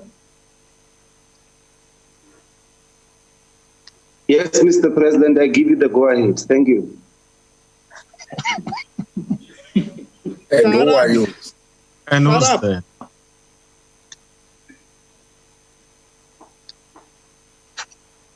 I will wait for the Speaker to give me the go-ahead. No, answer. We are listening. Answer. No, thank you, Mr. President. Wait for the speaker, not these ones. They are not speakers. They are not speakers. They are not speakers. The speaker will come through. We are not even paying people 350 rand when I just full up. My apologies, Honorable Member. Order. Who speaks? I am back. Well, I'm calling. That's why I was also SG where you have airplane. Honorable Speaker, where were you? Order. Ufuna lo 350 lo no members. Order. I did not run away, Honorable Ngwezi. Mr. President. Honorable Ngwezi. Speaker. Honorable Ngwezi, had you concluded your question? Yes, Honorable Speaker, I was Honorable finished. President, did you get the gist of Honorable Ngwezi's supplementary question? Yes, I did, Honorable Speaker. Please, Honorable Speaker. Honorable President. Thank you, Honorable Speaker. Honorable members, yes, I got the gist of the question. the challenge of finance for small, medium enterprises is a serious one. If you talk to many people who lead small, medium enterprises, a question about what their challenges are, they will tell you that finance is one of the key ones. But they have other challenges and they have other needs as well. The need for finance is a big one, it's an urgent one, and it's an important one. And we have recognized that this being an important need, it needs to be addressed. And it is for this reason that the Department of Small Business Development is setting up a fund which is going to help to respond to this. But at the same time, we're actually urging the banks to finance small, medium enterprises. And in this period of COVID-19, the 200 billion rand that has been set aside has also been set aside to assist small, medium enterprises. And we want our small, medium enterprises to approach financial institutions to be able to get funding from this money that has been guaranteed by government, in which the central bank has also played an important role. And through this, we want to start deepening the culture in the financial services to support small, medium enterprises. I've been very pleased to see how the National Youth Development Agency has been able to assist businesses that have been started by young people. When we did our SONA announcement, we did say that through the NYDA, we would like young people to start and be supported to start 1,000 businesses. 500 of those have now been supported and they are functioning. We now are looking forward to the additional 500. And the support measures have ranged from, yes, financial support to advice assistance, to market assistance, and to a whole range of others, including mentoring. And this is precisely what small, medium enterprises need. But they also need to be well supported by their own government so that government is able to use them for the various procurement processes that government gets involved in.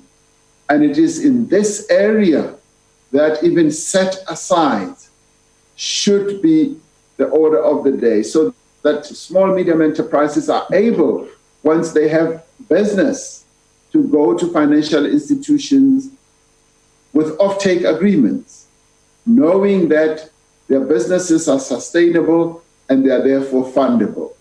So through this, we want to develop a new culture that is going to be very supportive to small, medium enterprises.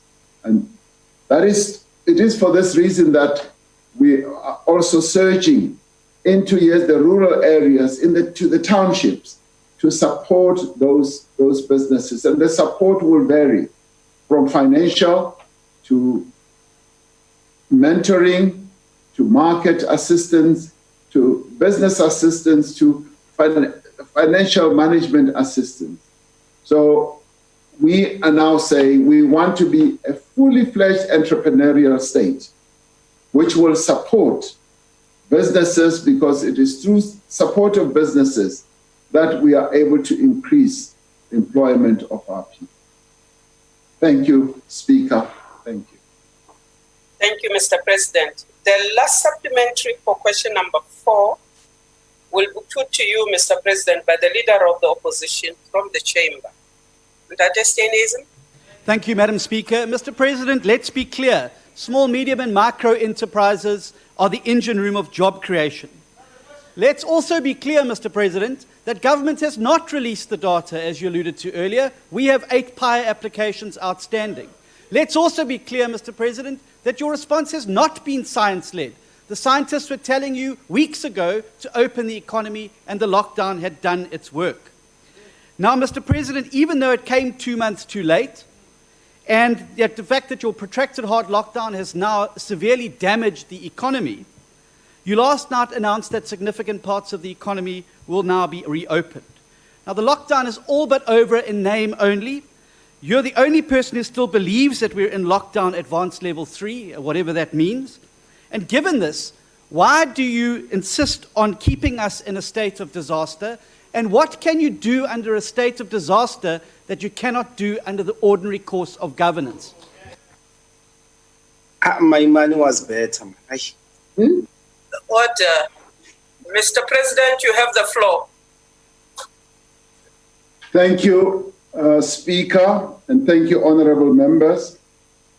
We have given full consideration to how the progression from level 5 to level 3 and even the advanced level of level 3 is continuing to open up the economy. And we have been able, in consultations with the players in each of the sectors, to agree that to have done it earlier would have, yes, caused problems. It is better to move on a gradual basis. And the real players on the ground in those sectors are the ones who have come forward to say, we believe it is now time.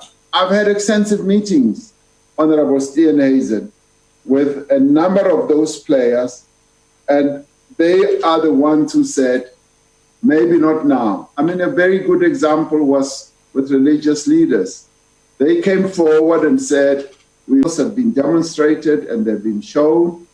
And in the end, you ask, why are we keeping the country in the state of disaster? It is precisely the answer I gave earlier. The state of lockdown has given us an opportunity to get ready, has given us an opportunity to ensure that our health services can adjust. And as we see now in a number of places, we have not been as ready as we should have. The Western Cape is a case in point. And we're now beginning to see that also in the Eastern Cape. But indeed, the Western Cape is a case in point because the level of infections that are rising there is in part because a number of processes that should have been in place were not in place at the time when they should have. So it is a risk-adjusted process. And I can assure you, the country is not going to be kept under lockdown forever and in a day. We are going to keep adjusting as we manage the risk downwards, yes, to level 2, and finally to level 1, and finally to say we must now agree that we are living with this virus and we must get on with our lives on the safe side and running the economy also on the safe side. Thank you, Honorable Speaker. Madam Speaker, on a point of order. What is your point of order, Justinism? The point of order, Madam Speaker, was my question was very specific to the President. It was, what can you do under the Disaster Management Act that you would not be able to do under the ordinary course of government? Out of order. Totally out of order. Look at you. Magwetla, I'm quite capable. I will respond to Dr. Steenhuisen as soon as I've heard what he has to say. Dr. Steenhuisen, can you finish your point of order? Madam Speaker, my point of order was that I asked the President a specific question. What can he do under the Disaster Management Act that he cannot do under the ordinary course of government? Now that the lockdown is you must give the answer to that. I need to Honorable Zulu, can I quiet. respond to Tatastenism? You put a supplementary question, you were responded to. If you're not happy with that response from the president, please put it in writing and let us see where it goes. But you cannot, after you have been given a response, then demand the response that you think he should have given you. Can we proceed? We are proceeding, honorable members. Honorable Josie, what point of order are you rising on? The eyes, boy. With the Honorable McLuhan, you will withdraw that. Honorable Josie, what's your point of order? Yeah, Honorable Speaker, with the greatest respect, can you save us from Honorable Lindiwe Zulu with harassment on the virtual platform? Ngengube Khanda, we are tired with her now. Please rein on her to keep quiet.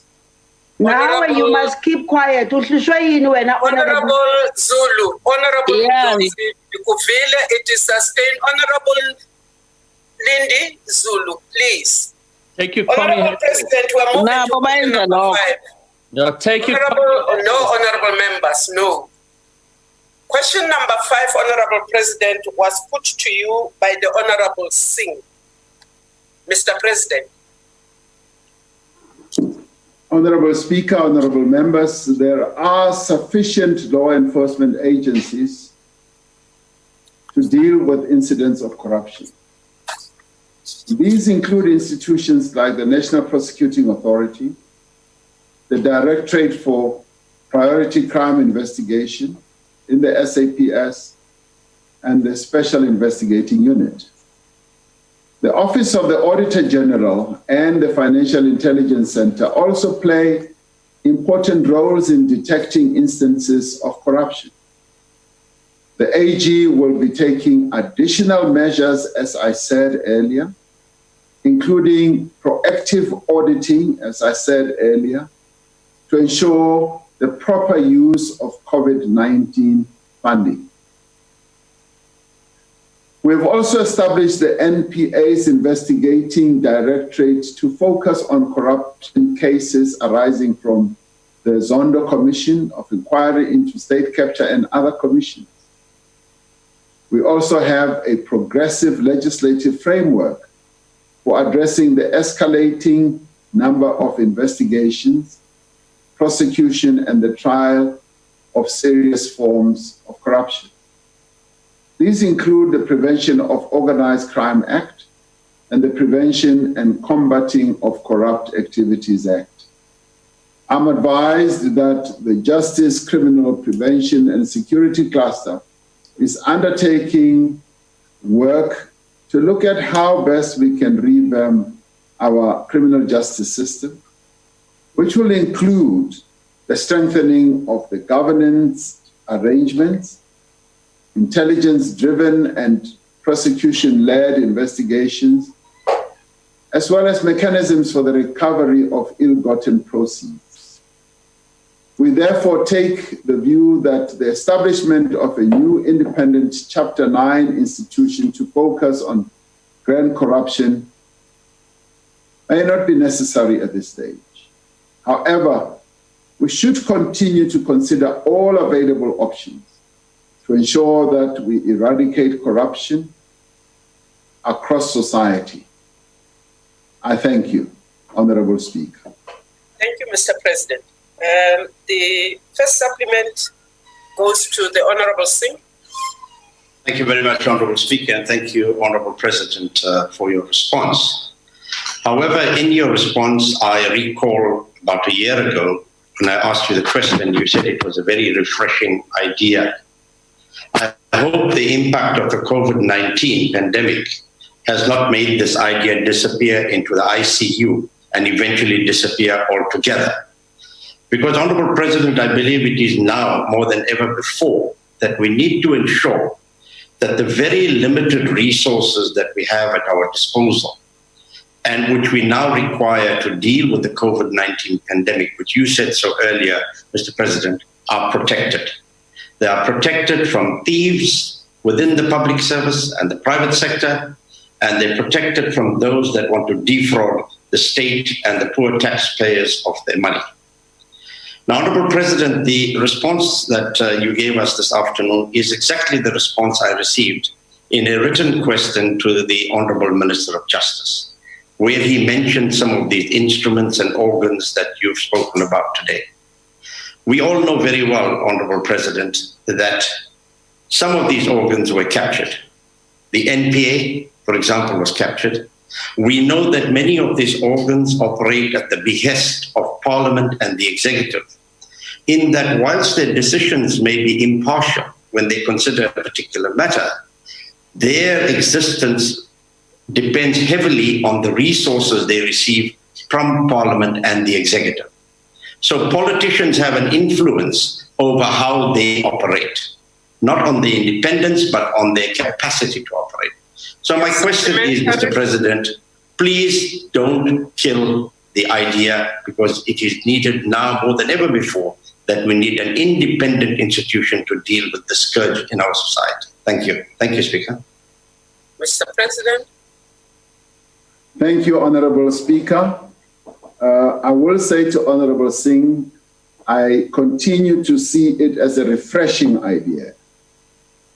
It is still refreshing, and it is an idea that I think we should, yes, keep on the table, and particularly so that the criminal justice cluster is looking at proposals on how to revamp our criminal justice system. So hopefully the idea will remain fresh also in your mind, as it will remain fresh in my own mind, and not in ICU. Thank you, Honourable Speaker. Thank you, Mr. President. The leader of the opposition in the chamber gets the second supplementary. Mr. President, you struggled with my earlier question on the Disaster Management Act, so let me ask you an easier one. At the beginning of the lockdown, in your public address to the nation, you indicated that you would deal harshly with COVID-related corruption. Can you tell me how many ANC councillors have been arrested for food parcel manipulation during the course of the COVID crisis? There is a saying, charity begins at home. What action have you taken as a leader of your party? Mr. President. Thank you very much, Honourable Speaker.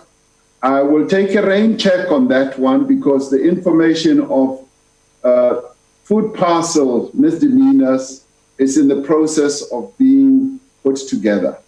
But going back to your earlier question, I thought I had answered your question, and I'm prepared to reiterate, because the lockdown is being managed downwards from level 5 to level 1 finally.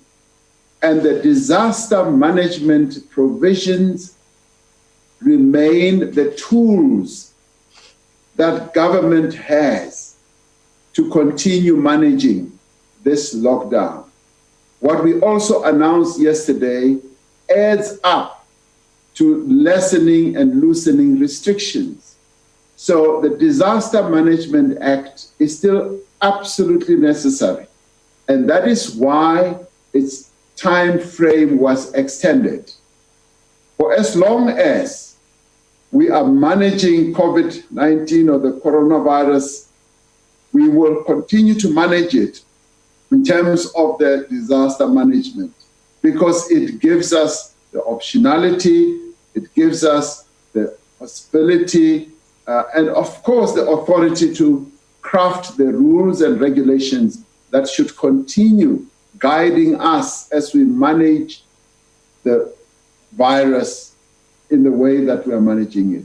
And thank you very much, Honourable Speaker. Thank you, Mr. President. The third supplementary goes to the Honourable Maudwe. Thank you very much, Speaker. To the President, we agree that the Office of the Public Protector is empowered to investigate both state affairs and public administration. We also agree that the National Prosecuting Authority is empowered to investigate and prosecute crimes. But President, the problem is not the incapacity of those offices. The problem is the lack of resources, and secondly, the political interference as demonstrated by the conduct of your executive, Mr. President, towards the Office of the Public Protector in particular. And Mr. President, to you, we've seen you've dragged the public prosecutor to court and various other... Honorable Mautwe, you may lay whatever up, but the question you are putting on the supplementary is supposed to be related to the principal question. It is the response of the President. So get there because your time. I don't understand why you're impatient with me. I've not even gone beyond 30 seconds. Because you are time-bound to put a supplementary question. You are not. I've got 1 minute, Speaker. Can you relax? You've got what? You've got now, what? The President No. Honorable Mautwe, what did you say you have? I got 60 seconds. That's 60 seconds now. Yes, I'm on it, Honorable Speaker. I'm well aware. Please. Now, the President... Ticking. Now, President, can you guarantee that you will back off, you and the executive will back off and allow the public protector, Memo Krovani, to do her job?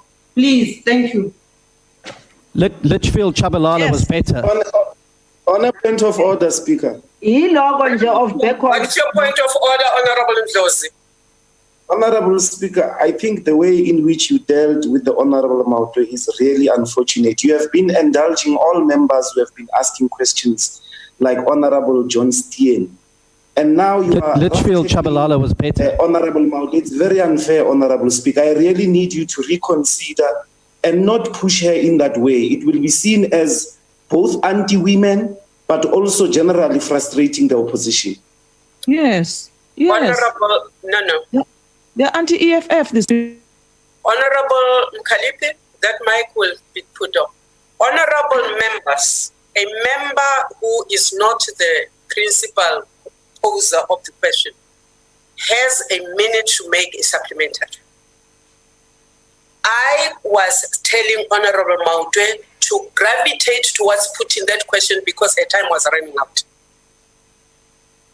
Now, we will keep to the rules with every one of you. Honorable Steenhuisen will keep to the time. But also remember, you are not expected to bring a new question as a supplementary question. Please remember that. Honorable Mr. President. Thank you, Honorable Speaker. I would like to put it on record quite categorically that the executive will not seek to interfere with the work in any way, shape, or form of any of our Chapter 9 institutions. Those institutions are part of the constitutional infrastructure of our democracy. They are independent, and our democracy dictates that they should not be hampered in any way whatsoever in the work that they do. And I can say categorically that the executive does not have the disposition to want to interfere in the work of any of those institutions. And even if we wanted to, we would not be able to because our actions would then be unconstitutional. We have to act within the parameters and the strictures of our Constitution at all times. And in the end, if those institutions ever had an inkling that the executive was interfering, they would have all the rights to approach the highest court in our land to raise the issue of executive interference, executive overreach, and executive hampering the work that they do.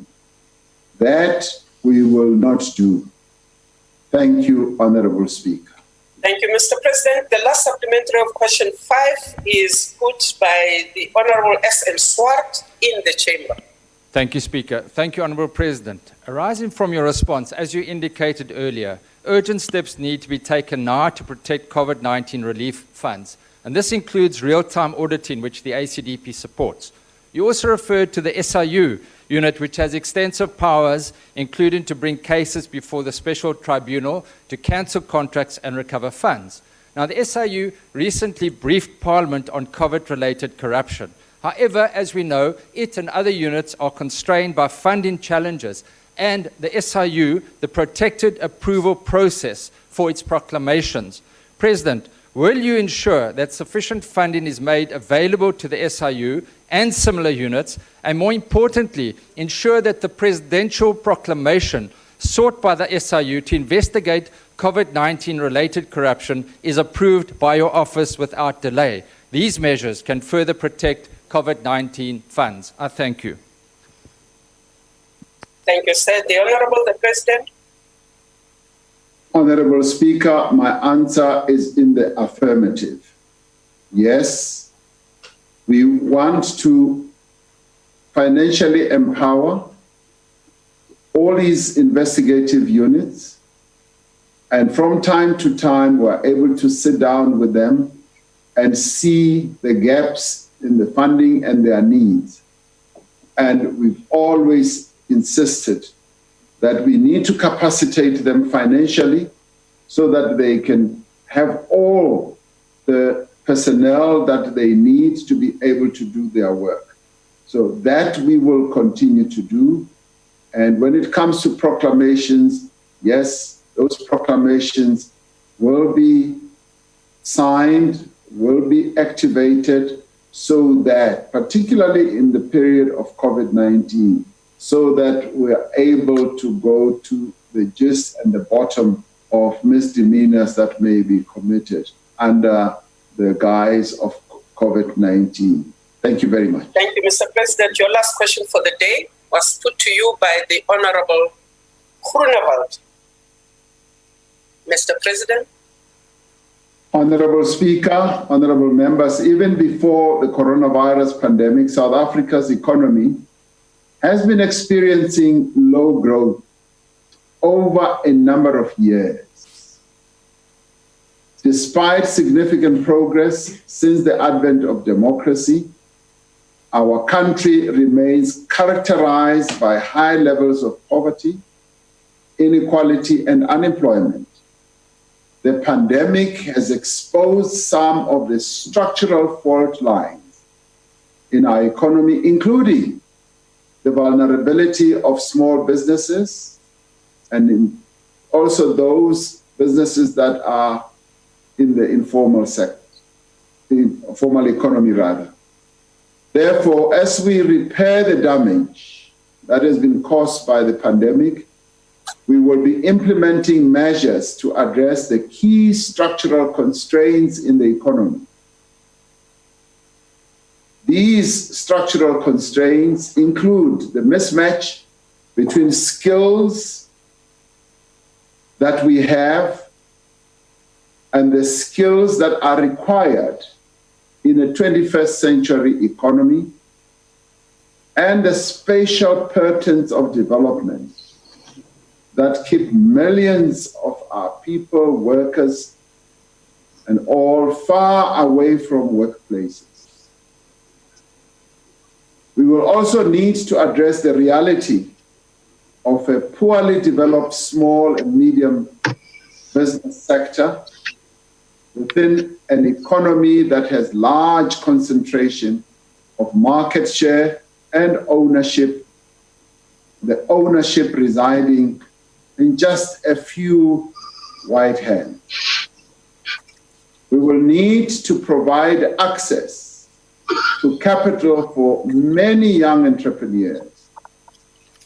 We will need to provide this access to capital also to women-led and owned enterprises, as well as Black industrialists.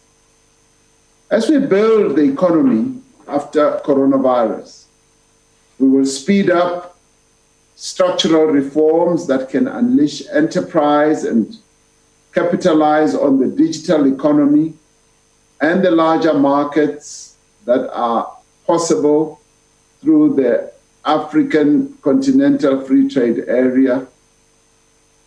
But we will also seek to establish new sectors of our economy. Sectors that will be given to employing more people, sectors that will be able to absorb many people who are unemployed. We will also need to focus on the current sectors of our economy through finalizing industry master plans that have been developed in sectors such as the automobile, manufacturing, the clothing and textiles, the poultry production, and the sugar industry. They include the reforms in energy policy and the decision to release spectrum in the market and the competition market inquiries that are beginning to have an impact on data prices. We'll need to focus on areas like trading spaces, which is part of the spatial development and healthcare provision. Now, if we are to achieve an inclusive economy, we need to deal with the historical injustices in relation to land ownership, in relation to access to it and the use of land.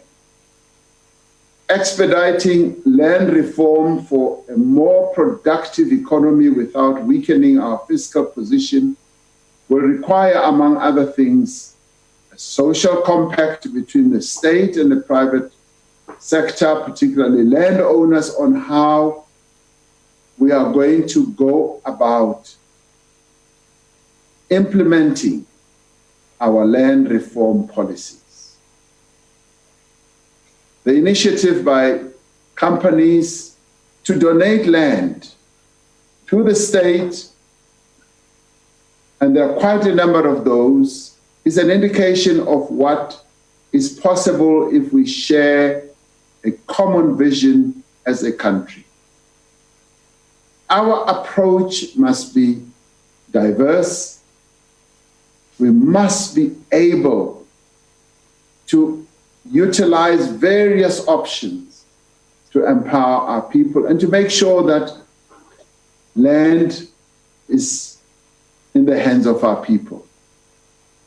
Another example is the Pulse initiative in the Witzenberg Valley, where commercial farmers have been working with local communities and farm workers to promote land reform. Government is working with the agricultural industry to develop a sector plan which will focus on growth areas such as the livestock, wool, and grain industries. I have been quite interested in recent sales of livestock where we have seen a number of black farmers participating in buying livestock in larger numbers than we've had before, which indicates that an inclusive, targeted initiative could have the potential to transform even not only the livestock, but the grain sector of the industry and many other parts of the agricultural industry. The release of state-owned land and post-settlement support has commenced. Over 100,000 hectares have already been allocated to successful beneficiaries.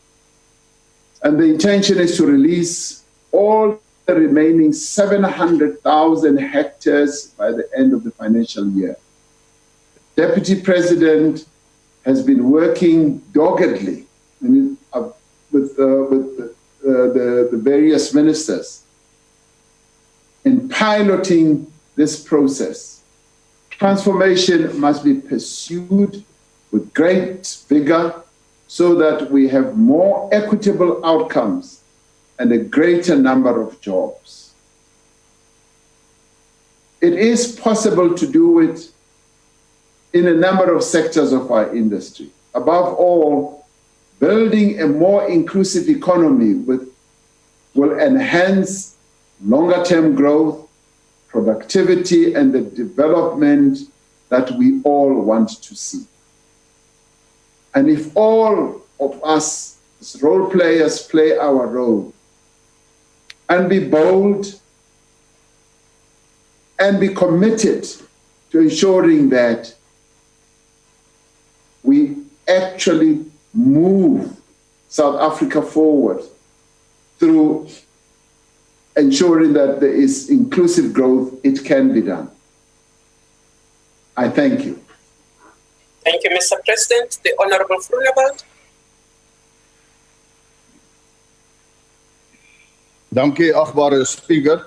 Dear U, Honorable President, when you addressed the South African National Editorial Forum or Editors Forum, you said that COVID-19 provided a golden opportunity to get rid of the colonial and apartheid economy. And that's why my question is specifically of how are you going to do it?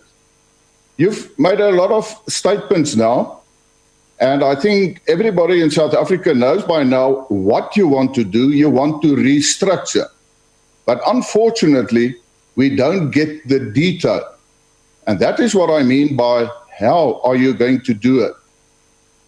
By referring to the golden opportunity, Honorable President, I think indirectly you actually say that we cannot blame the colonial past and apartheid for the future of the economy.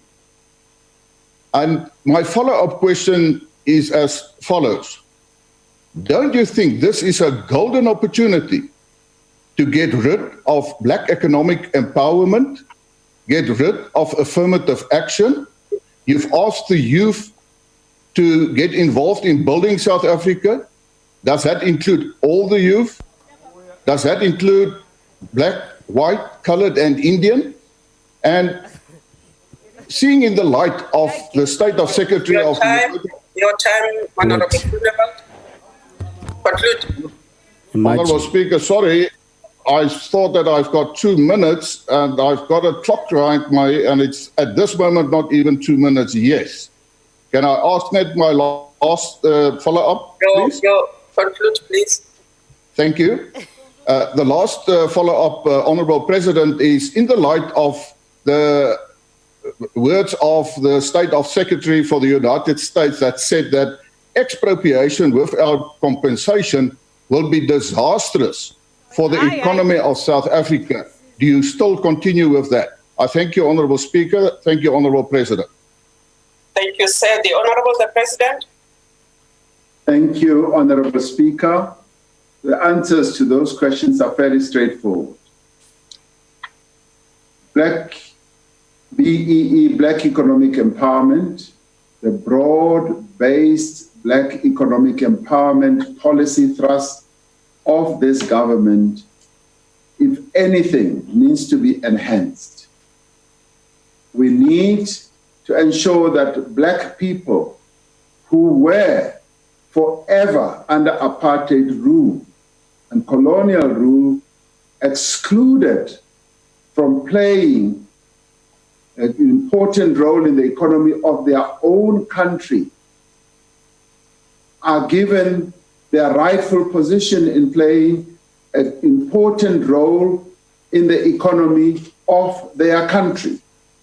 This is something that has to be done without any fail. We cannot continue having an economy that so excludes the majority of the people and believe that we can grow the economy. I've often said, Honorable Groenewald, our economy actually is a damaged economy because it is not utilizing all the resources or what it can utilize. The person power resources, the financial resources, and the natural resources of the country. We are not utilizing to good effect to drive our economy to move forward. It's like we've got a vehicle with 12 cylinders. It's just been operating forever and in a day on 4 cylinders. It cannot be. And the only way we can is to bring Black people into the mainstream of the economy. And because they were deliberately excluded through laws, through policies, through conventions and practices, we've got to ensure that we implement the provisions of our Constitution. And the Constitution says in order for us to attain equality, we've got to have legislative measures that will enable us to do precisely that. So BEE is here to stay. We must bring Black people into the economy of our country. Otherwise, we will continue having an economy that continues to misfire. You cannot have an economic situation where the majority of the people are excluded, they don't have ownership, they don't have control, they don't even have management. It should be a shame on those who have always held power and ownership, that we still have a situation like this. Affirmative action as well is the policy of the government, and it will continue. We have extended a hand that on land reform, our constitutional committee, the parliamentary committee, must proceed to finalize the work that they are doing. We want to see that committee reappointed so that it finalizes, and once it finalizes that, we will all be very clear on the issue of the expropriation of land without compensation. We will also be clear on how it is going to be done and how it is going to be effected. I think as South Africans, we must accept that we've got to change. Because if we do not do so, it is those who have been excluded from the economy of our country who are going to respond. And then all could be lost. The best that we can do as South Africans is to work together. We need to work together to say, how do we secure a common future together going forward? Because the current situation, Honorable Groenewald, is untenable. We've got to restructure, and those who say everything is fine and honky-dory are actually living in a world that, is very strange to the majority of our people. Our people are yearning for inclusion. They are yearning for participating in the economy of their country. They are yearning to have the skills that they were denied in the past. They are yearning to be owners. They are yearning to be managers of the economy. They are yearning to participate. And if there ever was a time for us to give them that opportunity, this is the opportunity.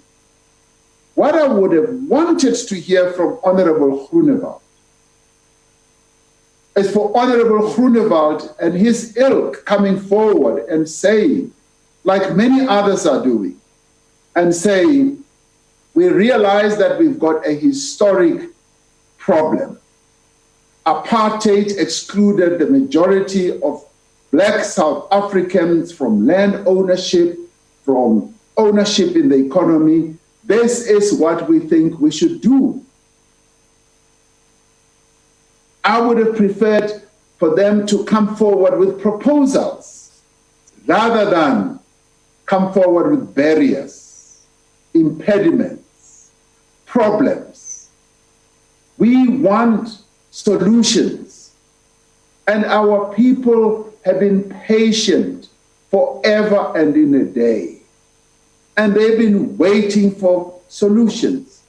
And I'm saying, Honorable Groenewald, let us work together, not sham solutions, but real solutions that are going to be impactful on the livelihoods of our people. How do we get an inclusive economy should be what preoccupies you in your mind and in everything you do, rather than let us continue holding on to the privileges that white people have always had in this country.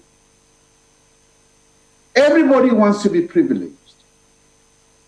And the past dispensation that we had in this country, which gave privileges to white people, is not sustainable. It has actually served this country very, very badly.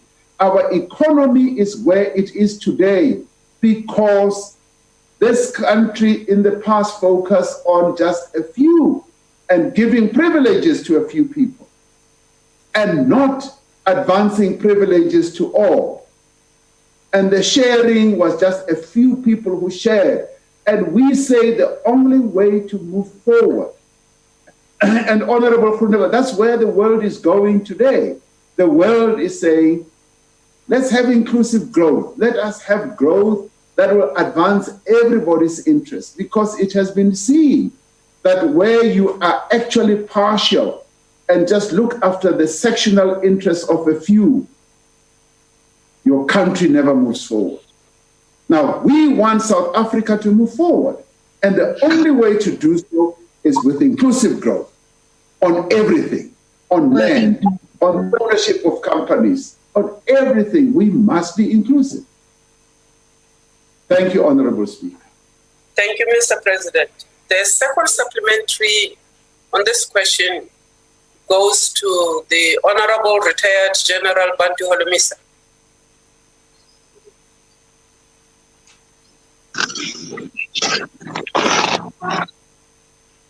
Futhi, General, you are not audible. Are you happy? Yes, sir. Thank you, Madam Speaker. Honorable President, cool down, Mhlegas. Mute him. I'm coming up with solutions. Given that since 1994, there has been no consensus on a macroeconomic policy for South Africa, with differing views even within the tripartite alliance, that had impacted on the implementation of many policies, including the national plan today. Also taking into consideration that using pension monies with the noble objective or noble goal of empowering Black people had serious challenges, as we have seen through Party Commission. Beneficiaries who became instant millionaires and billionaires are not servicing their loans. Well-respected struggle stalwarts have been used as fronts for companies such as Steinhoff and others. Others have partnered with their friends outside South Africa without benefits for poor South Africans in terms of job creation. Today, billions of workers' pension monies have been written off.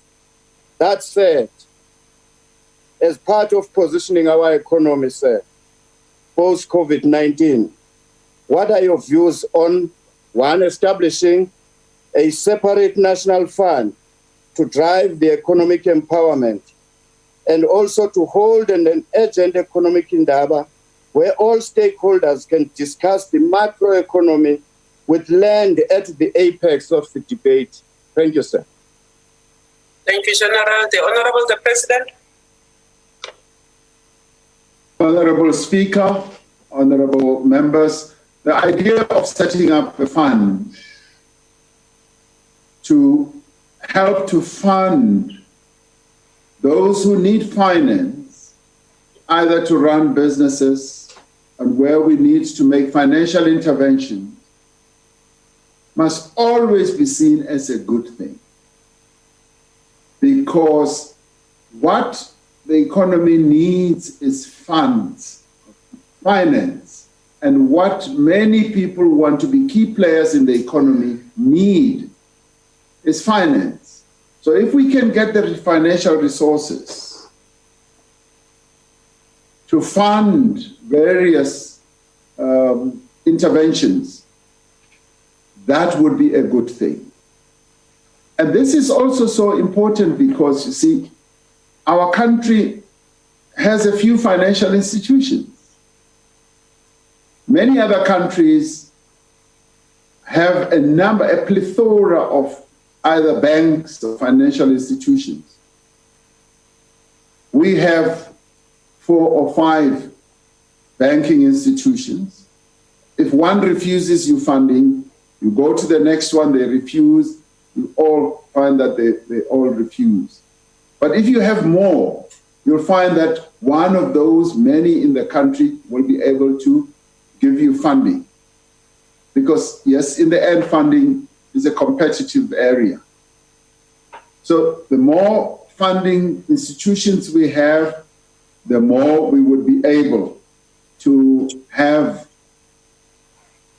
financial capital that people can rely on and opt for to fund their businesses and move on. As regards an economic indaba, in the end, there's nothing wrong in getting a number of key players in our economy to sit together in an economic indaba, where we would be able to exchange views and thoughts on the economic trajectory that our country should embark upon. But it should also be an economic indaba that will come up with solutions and not come up with complaints, lamentations.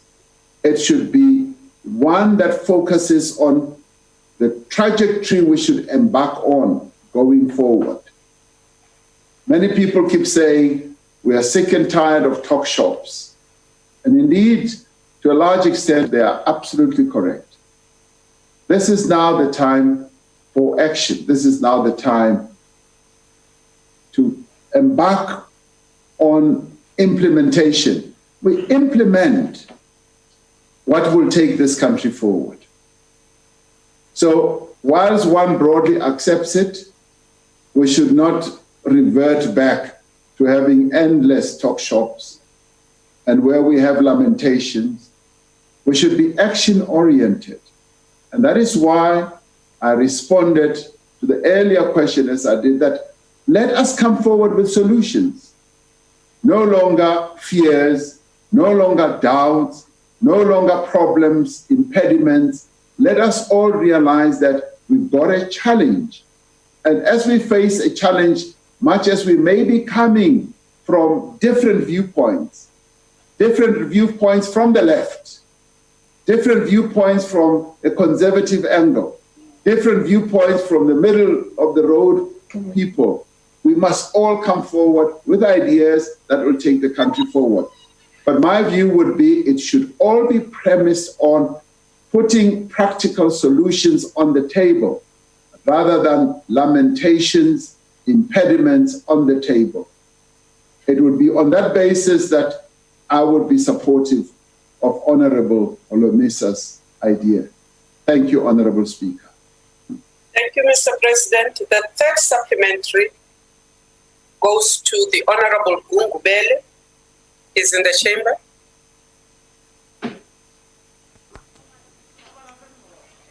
Honorable Gungubele. Thank you, Honorable Speaker. Thanks, Mr. President, for addressing the Parliament through the number of these questions. It appears that FF+, whenever they talk about eliminating the colonial legacy, it provokes fear that they will be excluded. Is it not the time maybe to demonstrate that our destination as a nation There's no mutual exclusivity between that and correcting the inequities of the past. And secondly, that because we've got a fiscal framework, correcting the issues of the land, our fiscal framework is the compass. Can the President address the country on that? Thank you very much. Thank you. The Honorable the President. Thank you, Honorable Speaker. The issue of inclusivity should never be seen as being a racially loaded construct. The inclusivity that we speak about is premised on non-racialism, on including all the people of South Africa.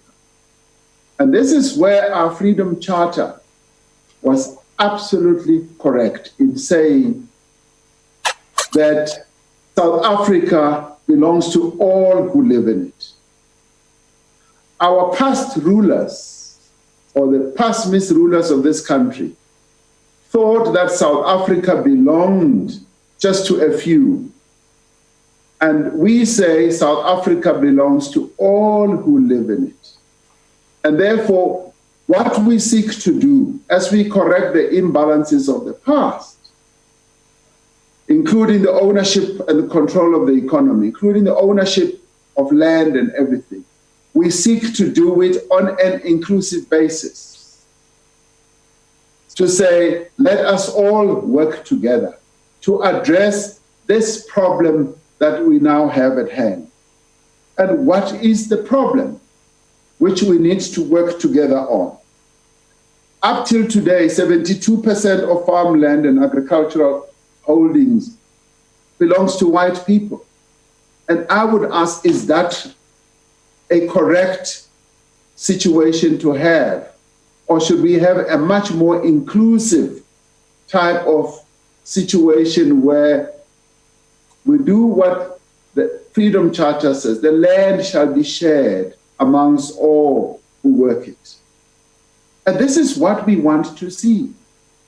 And that, as Honorable Gugubele is seeking to say, is that it is all about black and white people.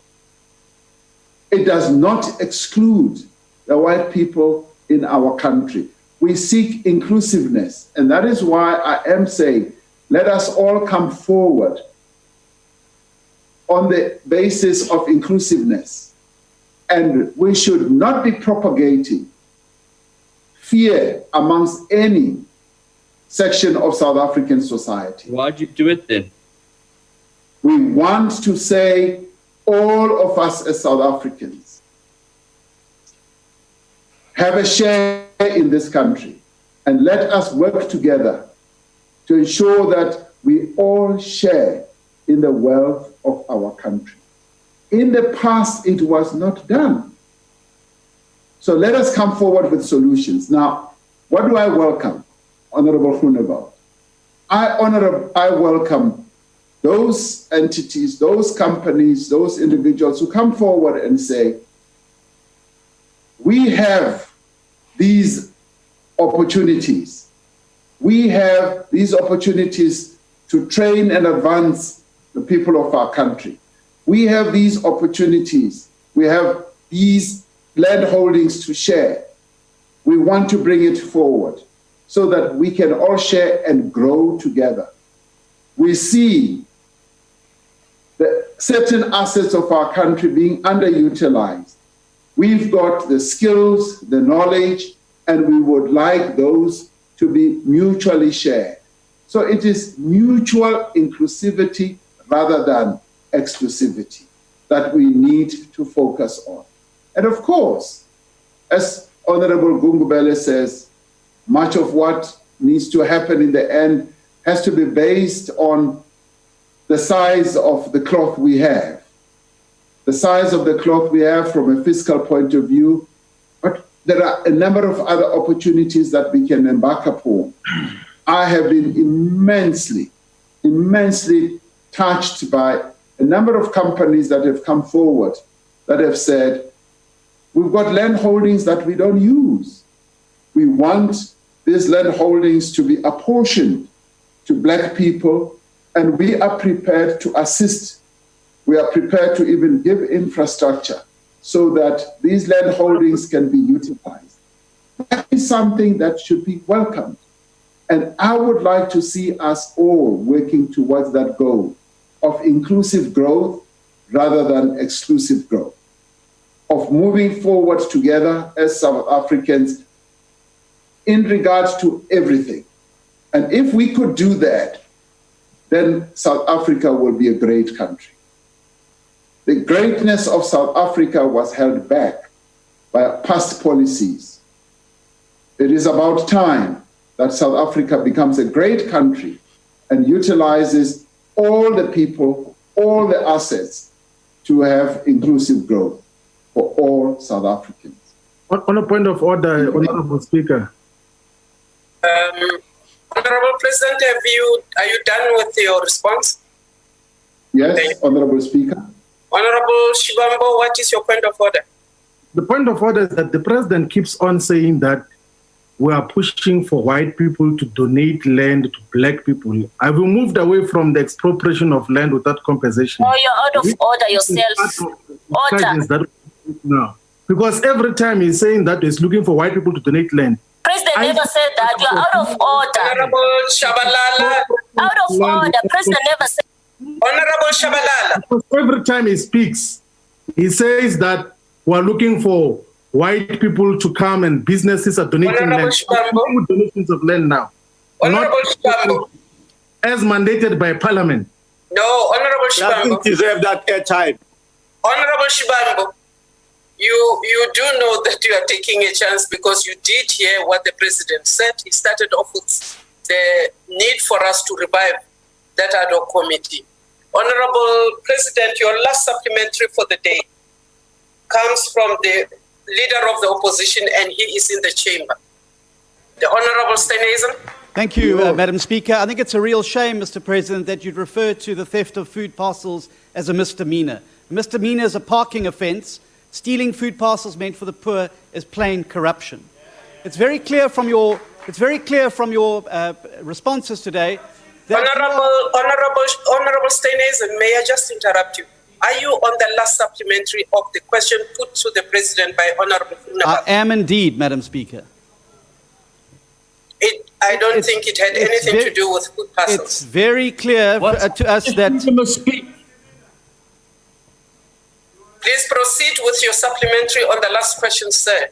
It's very clear from the President's response that he will not walk away from the job-killing policies, and he is determined to double down on the very policies that have pushed 10 million people into the unemployment queue, that have kept people locked in poverty and kept out of opportunity in the country. So he wanted a progressive suggestion. Here's one for you, Mr. President. Turn your back on bailing out the SAA with 33 billion rand and put that money directly into funds and projects that are going to be able to assist South Africans to find their work and to get Honorable advancement. Let him finish. I will give you the opportunity. Honorable Steenhuisen, you are making your supplementary. Honorable Steenhuisen, finish your supplementary. So I said, surely the President would agree that a progressive agenda would be to scrap the 33 billion set for SAA's bailout and redirect that money to areas of the economy that will really create jobs and stimulate growth and development and lift people into opportunity. Honorable Ngozi, you said you had a point of order. Honorable Ngozi. Okay. I pass. Honorable President. Honorable Speaker. If Ndlozi doesn't want to take his point of order, can I just, before the President answers, just for a point of clarity, the Honorable President said that we must come forward, and he specifically referred to me with proposals. Honorable Shabalala, I am still chairing this meeting. Can I then just ask if the Honorable President respond that I understood him correctly, because I'm willing, I will give him a comprehensive proposal for an inclusive economy to build South Africa together if I understood him correctly, that he will accept that. Thank you. You understood him to say that he wants people to bring proposals, but President, you can respond. Not about Thank you. Thank you, Honorable Speaker. I'm able to say very quickly, yes, I would welcome proposals from Honorable Groenewald. And I am serious in making this assertion, Honorable Groenewald. I am not politicking, I'm not playing to the gallery. I truly believe that the time has come, particularly at this moment when we now need to move our country out of this COVID-19 hole, to see how we can reset our economy, restructure our economy moving forward so that we can have inclusive growth, where those who are currently feeling disheartened are able to be involved in the economy of their own country. So I am serious. We've got to address the situation of land, and I'd like to hear you on that as well. Where the majority of Black people still do not have land, I want to hear what proposals you have.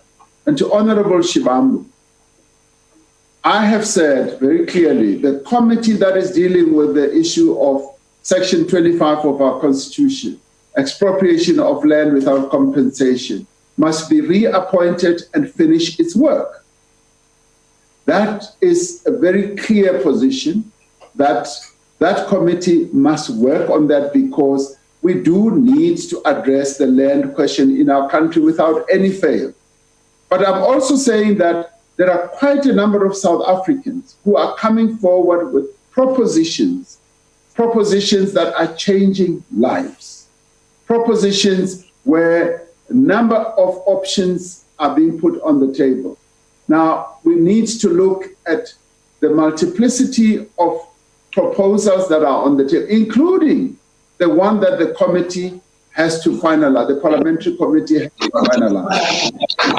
Coming to Honorable Steenhuisen, the proposal that comes from the Business Rescue on SAA is on the table for discussion. I have not even looked at it closely, and it is going to be discussed. The whole process is going to unfold, and already, Honorable Steenhuisen, the government is on the hook for a good 16 billion rather, because it has guaranteed over a number of years. It's not last year, it's not the year before, over a number of years. The business rescue process has come to the conclusion that, yes, those guarantees have to be honored. So already that liability has to be met in one form or shape.